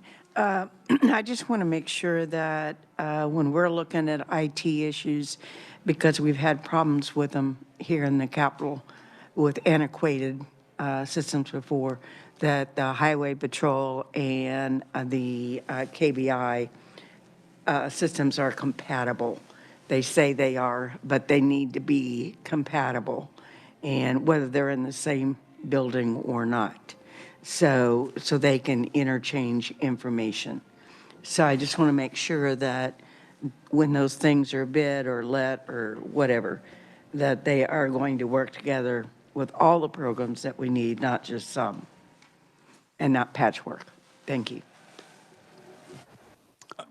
Any other questions? Seeing none,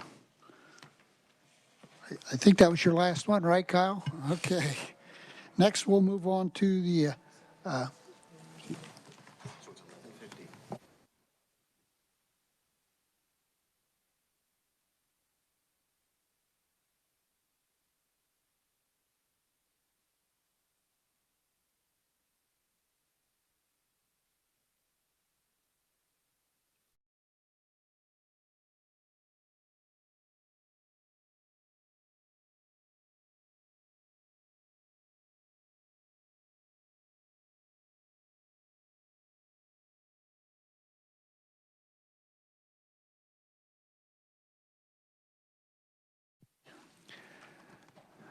had my mic off, sorry.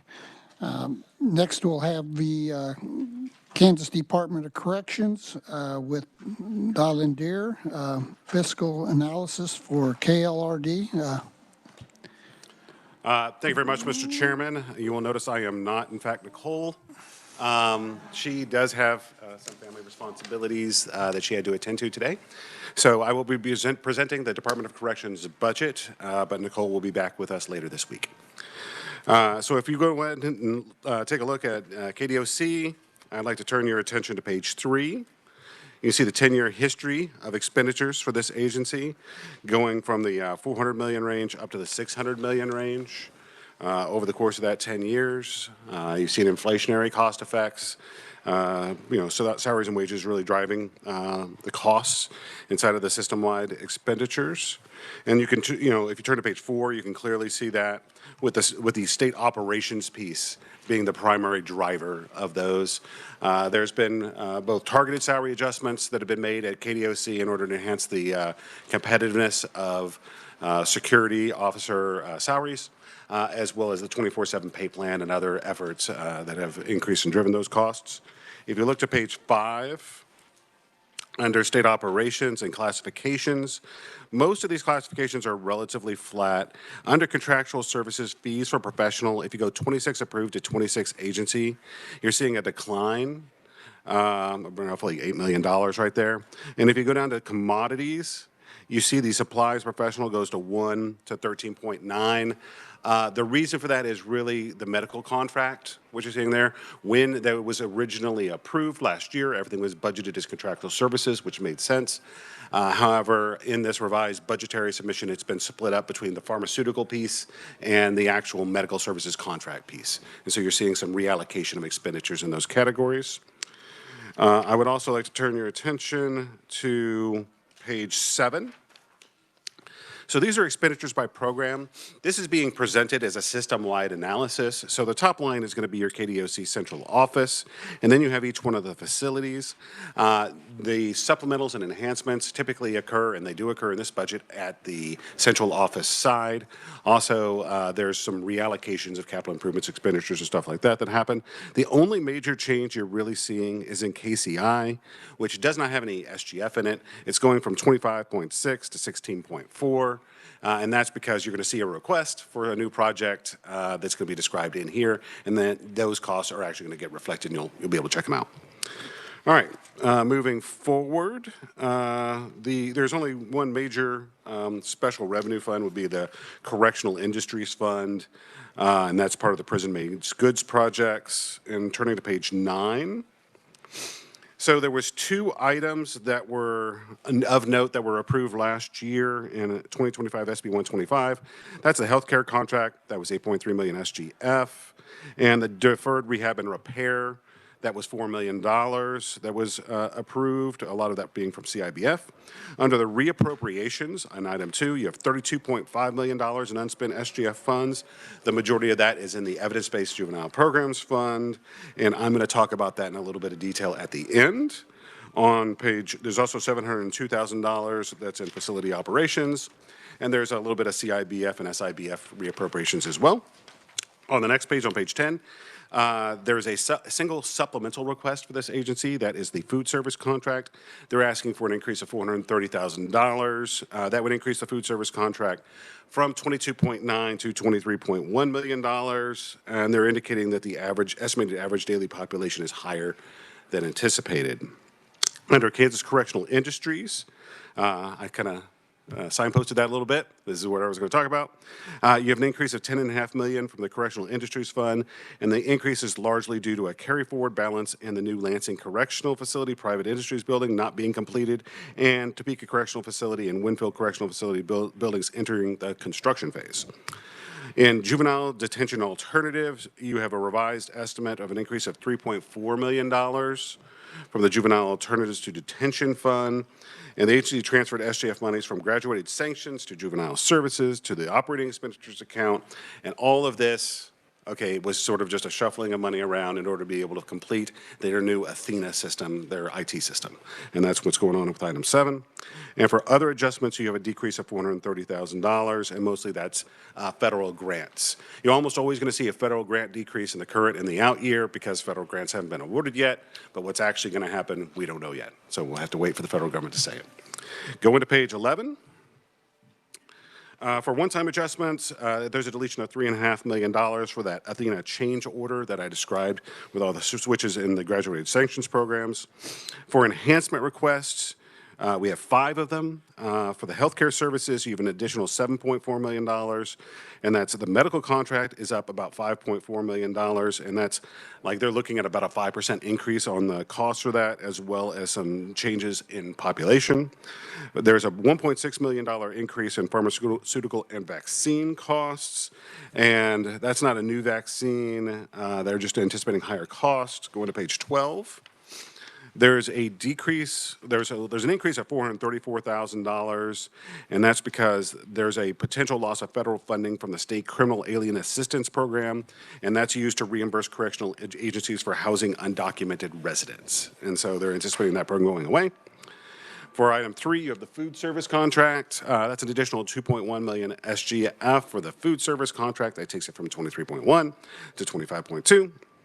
There's an additional $34.5 million for bonded debt service to replace the Hutchinson Correctional Facility. Last year, they asked for that as a lump sum, about $453 million. This would be a bonded project, and so that would bring the total cost to around $600 million when it's done, when you bond it all out. Of course, you know, we can't look at it as straight $600 million because our $40 million spend 20 years from now is different than a $40 million spend today. But anyway, on item 5, you have a Topeka Correctional Facility work release. That's a request of $5.9 million SGF to repurpose a former KCI showroom into a work release unit building at the Topeka Correctional Facility. And it's basically to allow and house inmates who are minimum custody and give them access to work release beds. So this is an example of where It's not really Kansas Correctional Industries exactly. It does have the renovation of a former KCI showroom in it. It's a work release, but you're seeing SGF dollars in this work release program. In community corrections, there's a request for an additional 2.2 million SGF on the behalf of community corrections.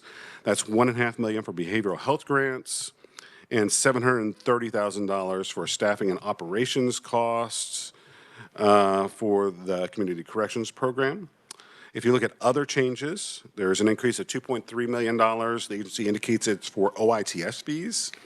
Turning to page 13, Kansas Correctional Industries, item 8. You have an increase of $1.3 million from Kansas Correctional Industries for the replacement and upgrades of shop and plant maintenance equipment. For capital improvements, in item 9, you have an increase of $7.2 million from the Correctional Institutions Building Fund. The agency identifies priority projects and includes those projects in their 5-year plans. And for other adjustments, you have an overall decrease of $871,000, and they're indicating that those are decreases in federal grants funds from existing federal grants. And once again, we just don't know what those federal grants might be in that out year. There is also an addition of 8.5 FTE positions. You see that addition in both here and in the previous FY 2026. We did ask corrections where exactly those 8.5 FTE positions were. They were not able to identify that for us. They just said everybody's moving around between the facilities and everything like that. And this is the net of all the facilities and central office. Our understanding of the motion is this would be deleted underneath the existing motion and any funds associated with those positions.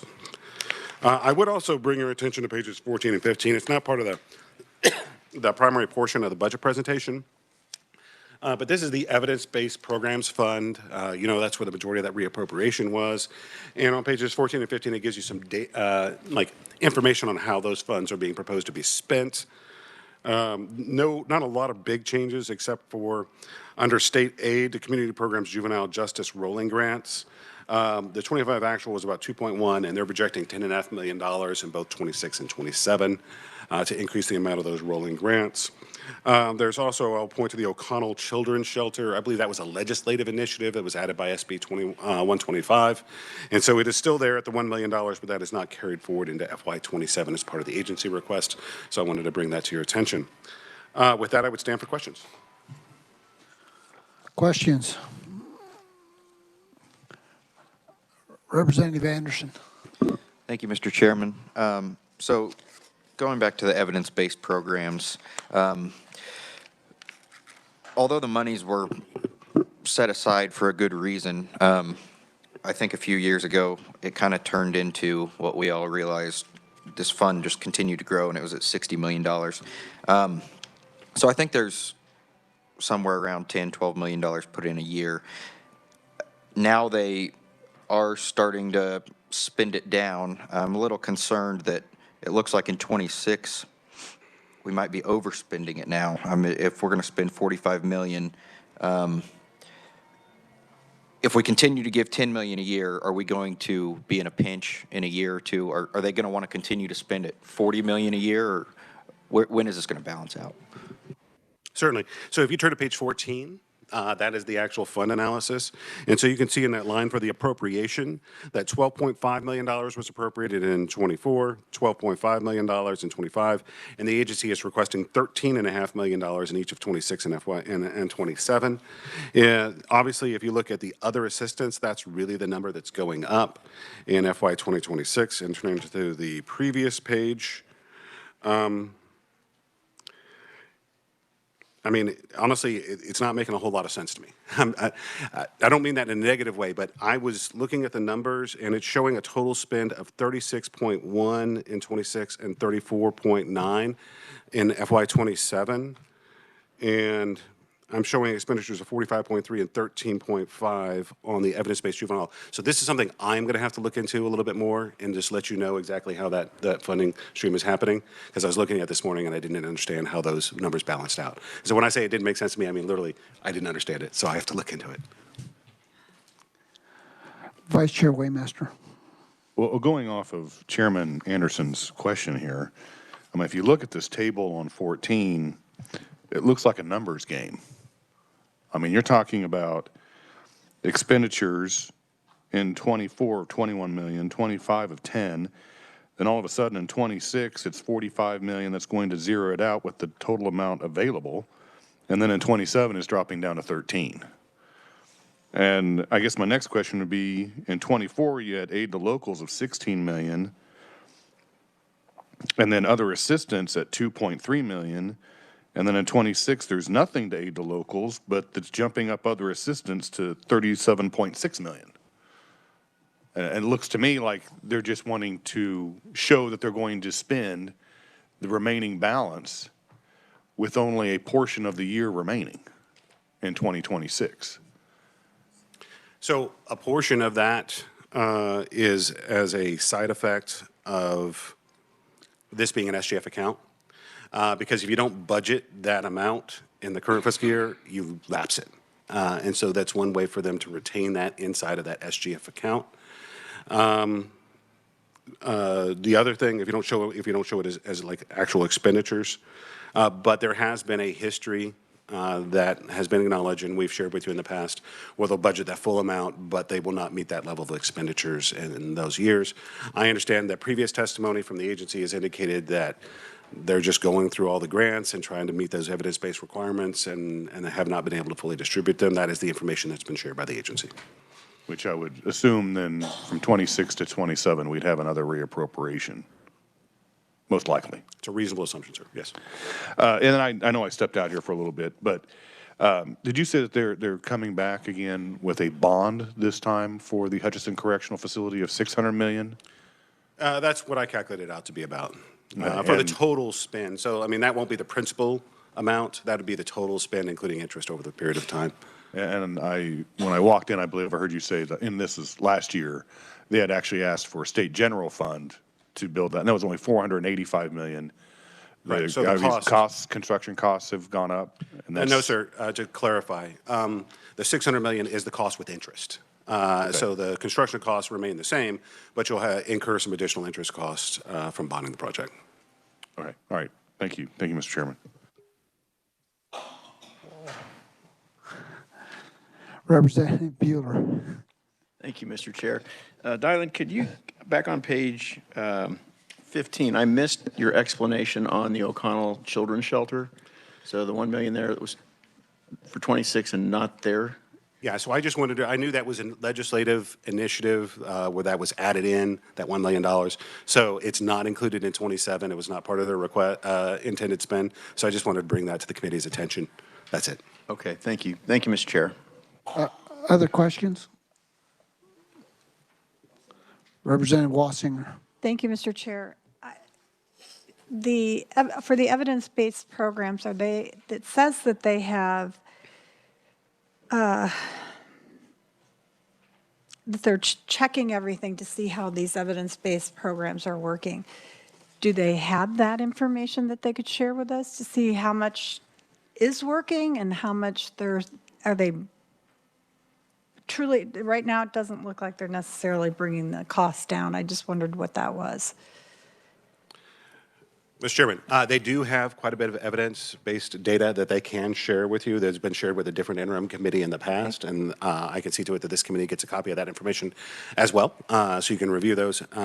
As far as cost reductions are concerned, the primary cost reduction and the primary source of the funding that goes into the Evidence-Based Juvenile Programs Fund was the closure of the juvenile facilities. And so they closed and so you no longer have the cost.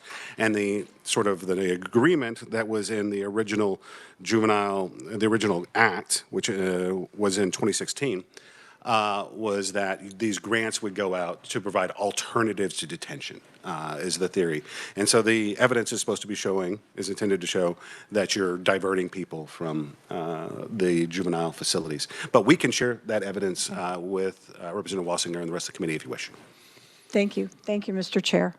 Senator Petty. There is a Juvenile Justice Oversight Committee that has been in place since the legislation was passed in 16, as was mentioned by Dylan, Senate Bill 367. There is a senator and there is a House member that is appointed and sits on that committee. I did sit on that committee for a long time. So at what you see are programs that are researched by the committee and then approved by the committee for funding. So that's just the basic of how that works. Other questions? Seeing none, Rylan, if you want Thank to you, Mr. proceed. Chairman. Moving on to the Kansas Sentencing Commission. I stapled mine together, so I just turn to the next page on this one. All right. So if you turn to page 3 of the Sentencing Commission budget, you see some variations in funding, and that is largely related to the program inside the Kansas Sentencing Commission that is related to drug treatment, which I'll talk about in a moment. The other operational costs in Sentencing Commission are relatively flat, and so you just see some salaries and wage changes that occur over time. And if you turn to page 5, you definitely see that sort of reflected. Even in the short term of 24 through 27, you're like looking at salaries and wages 1.1, 1.1. The 26 approves is 1.4 and 1.4. And there were some approved salary adjustments made by the legislature, specifically targeting the Sentencing Commission. And if you turn to page 9, so as far as reappropriations are concerned, there is $2.6 million in SGF reappropriations. 1.1 million of that was in the substance abuse treatment program. The agency reappropriated 2.4 million total in unspent SGF funds, and they are requesting an SGF lapse of $49.3 million. I'm sorry, I said that wrong. Let me back this up. Sorry, this is not my budget. It's written a little differently. So item 1, SB 125, that was previously approved last year, and the legislature approved an increase in the funding for substance abuse treatment. That's correct. Reappropriations, the agency reappropriated $2.6 million total. 2.4 of that was in substance abuse treatment, and 203,000 of that was in unspent SGF dollars. And the agency is requesting a lapse of $49,276 that's associated with a vacant FTE position. As part of that, as far as other changes are concerned, there's a decrease of about $50,000, all from special revenue funds and general fees. On page 10, the approved in 26 was 13.5. The SGF approved and the agency request is about 13.4. It's an increase of about $14,166, including $14,000 SGF, and the agency indicates this is largely due to group health insurance rates and some adjustments in contractual service costs. And they do indicate that they anticipate continuing the multi-year contract with Carillon Behavioral Health to maintain the provider payment system with Domo Incorporated. That's a pretty short review of that budget, but anybody have any questions? Questions? Seeing none, Donald, if you'd like to move on to the next one. Thank you, Mr. Chairman. I know it's getting close to lunch, but to keep us on schedule, I think you've chosen to go ahead and let's do the legislative budgets. Right. I'll get through them pretty quick. These have been reviewed by the Legislative Coordinating Council, just to let everyone know. These have been submitted to the LCC, and the LCC has approved and made an adjustment to this budget at this point. But of course, you now have an opportunity to make adjustments as well. So starting off with the legislature, if you turn to page 3, you see a 10-year expenditure history going from about $20 million up to about $38 million in the requests. There's a couple different factors that are driving that. One, there's been some new one-off projects like the ks modernization project, as well as the constituent management relationship system, as well as some other capital improvement projects as well. And of course, there's a legislative pay plan has affected the total level expenditures. If you turn to page 7, the approved amount was 34.5. The reappropriations was $3.2 million. There are no supplemental requests as part of this budget. This adds $2.6 million for ks modernization. This is not a new spend. It's just that the legislature budgeted the full amount of the $5 million each year and just carries forward those unspent ARPA funds until the project is completed. There's $500,000 added for the House Voting Board conversion. There's $400,000 for an Amazon Web Services conversion and mainframe retirement. We're retiring the old mainframe through ks and converting everything over to Amazon Web Services. There's $400,000 for legislative compensation. That's the amount we certified to the Legislative Coordinating Council to provide a 4.4% salary adjustment for legislators. There's $200,000 for session staff pay adjustment. That is a rate increase for our session staff, committee assistants, stuff like that. That's 5.5%. There's $100,000 in here for a K-12 funding simulator. That is just a software to run various simulations for a K-12 funding formula. There's $127,380 for a CITO, Chief Information Technology Officer. I would note this is a half year's cost for that position. There's $105,600 for the CISO, Chief Information Security Officer. Once again, that is a half year's cost for that position. There's $90,000 for the worldwide tech contract. That is our WebEx devices and screens and such. This was formerly funded through ARPA funds, and now that those funds have been exhausted, you're seeing an SGF request for that. And there's $400,000 in here for a redistricting special session. That was the original request for the number of days it would require to have a special session. That was included. Obviously, that has not yet come to pass. Under all other adjustments, there's a deletion of $2.3 million. What this basically does is it keeps the request underneath the previously approved level of budget, largely funding the various other changes that you're seeing here through the use of reappropriated dollars in order to be able to meet this request. But I will note, and I want to bring your attention to item 13 in the FTE positions column, which adds 184.5 FTE positions. There are no new FTE being added for the legislature. Historically, the legislature's shown 52 FTE positions because legislators were considered to be temporary employees. The way they get budgeted entered into the system. However, when you went to an annual salary compensation structure, that changes everyone to an FTE because they're no longer considered to be temps. And so there's no actual changes that are happening here. It's just consequences of the way it gets budgeted in the SHARP system. Moving forward to FY27, and I guess I should bring this to your attention, but I would assume that this would be exempted from the FTE deletion that we discussed previously. So, moving on to FY27 on page 10. All right, you have $400,000. There's no elimination of any one-time adjustments. There's $400,000 in continuing expenditures for Amazon Web conversion and mainframe replacement. There's $200,000 in session staff pay adjustments. That's just the same salary adjustment that you're seeing in the following fiscal year. There's $50,000 added in for a K-12 funding simulator. There's $255,000 added in for the CITO, $211 added for the CISO. In both cases, that's going to be a full year salary cost for those positions. There's a reduction of $150,000, $149,000 for Amazon Web Services disaster recovery. We have an existing disaster recovery contract in the state through ks, but now migrating to Amazon Web Services, they take over that response. So you're seeing a decrease there. There's also a decrease of $113,000 for the Cisco Smart contract. Once again, that's a contract whose necessity is being eliminated by the Amazon Web Services migration. There's a deletion of $67,000 for the Indica Search contract. That was a former document management system that the legislative agencies were using, but we're looking at some other alternatives for that. There's an increase of $339,108, and you're going to see this in each one of the legislative agency budgets. There was an LCC recommendation to increase legislative staff salaries by 10%.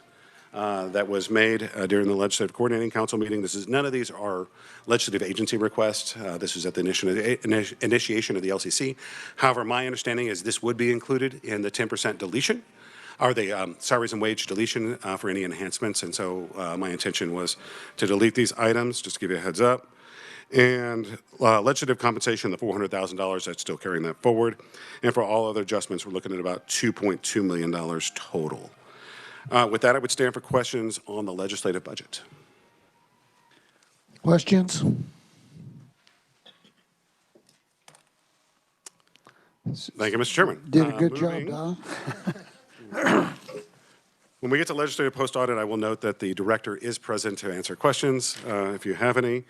But for the Legislative Coordinating Council, I would like you to turn to page, if I ever get there, page 18.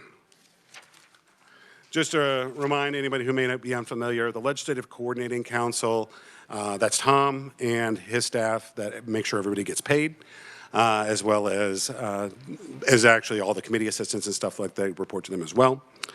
In 2025, the approved amount was $982,000. There's an SGF reappropriation of $1.1 million. The LCC is requesting a reduction or a lapse of $495,000. The large reappropriation is related to the CRM system. So that's the constituent management relationship system. There's $120,000 added in item 4 for leave payment assessments for an accumulated leave payment from a retirement. And you see a reverse out of that same amount by funding that leave payment assessment from the reappropriations. If you turn to page 27, that's just the all other adjustments line. And if you'll turn to page 20, you'll see the 27 analysis. The one-time adjustment is the negative $120,000 because that would be a one-time incurred cost in FY26. There's an addition of $500,000 for the CRM system. There's an addition of $75,000 for the legislative pay plan, and other adjustments come out to be about $41,000, which is anticipated group health insurance and other fringe benefit cost increases. The CRM system of $500,000 is a placeholder only at this point. Negotiations are ongoing regarding that system and what the costs are going to be. And so this is just a kind of hold a place inside of that budget. With that, I would stand for questions on the LCC budget. Questions on the LCC? Seeing none, Dylan, please proceed. If we turn to page 26. So this is the Legislative Research Department budget. So the original appropriation was $5.7 million SGF. There's an SGF reappropriation of $265,000. Shirley is recommending a lapse of $150,000 of that reappropriation. There's a couple of other changes that you'll see on page 26, which is the addition of $60,000 for redistricting license fees. These are the actual licenses that allow you to draw maps inside of the system. This expense was actually made as opposed to the legislative expense for that special session.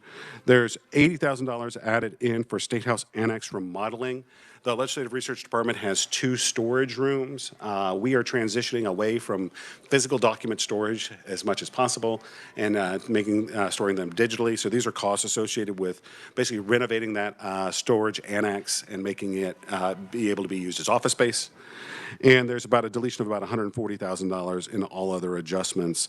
And again, that's just the add of $60,000 and the $80,000 showing that where we're spending those expenses from the reappropriations. If you turn to page 28,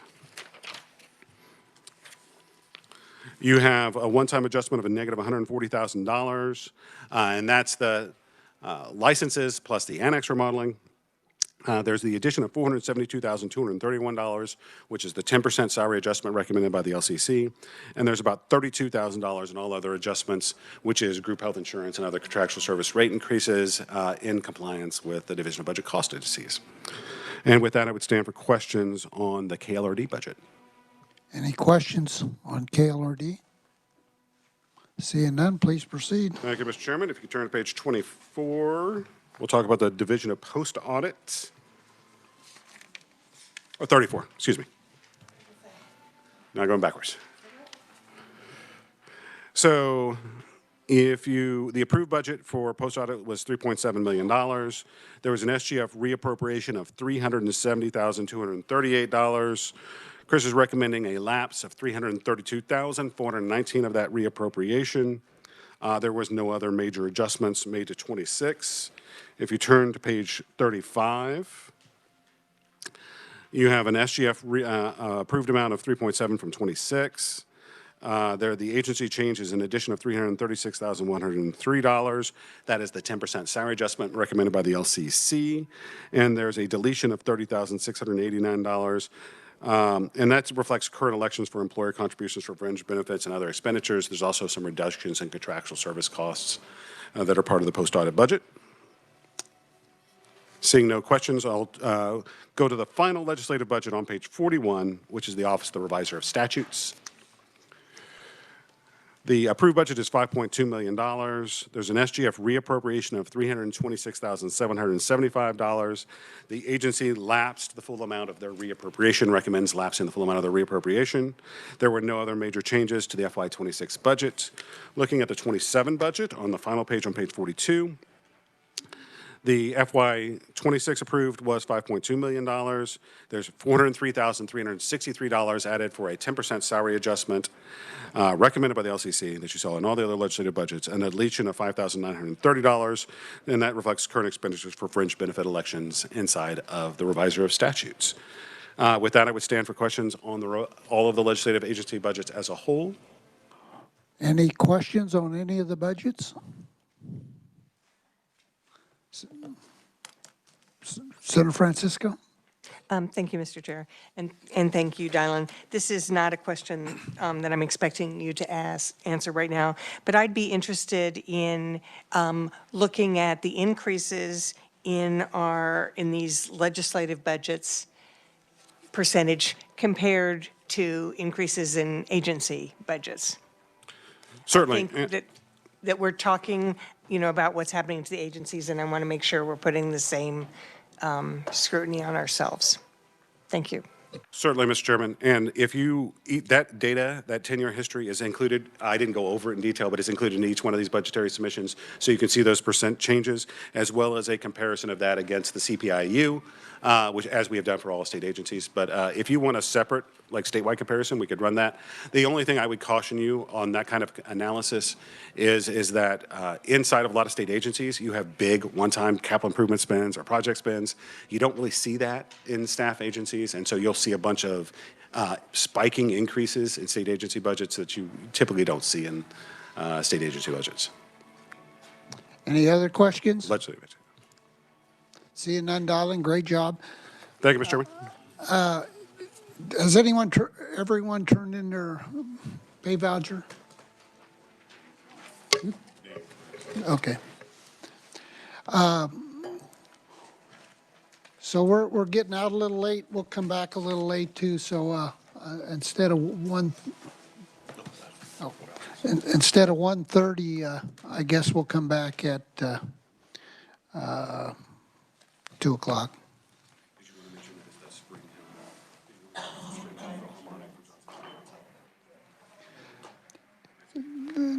Spring Hill, Harmonic, Philharmonic. It is a high school. Okay, they're playing out in the corridor if anyone wants to stop and listen to them. So we are recessed till 2 o'clock. Thank you.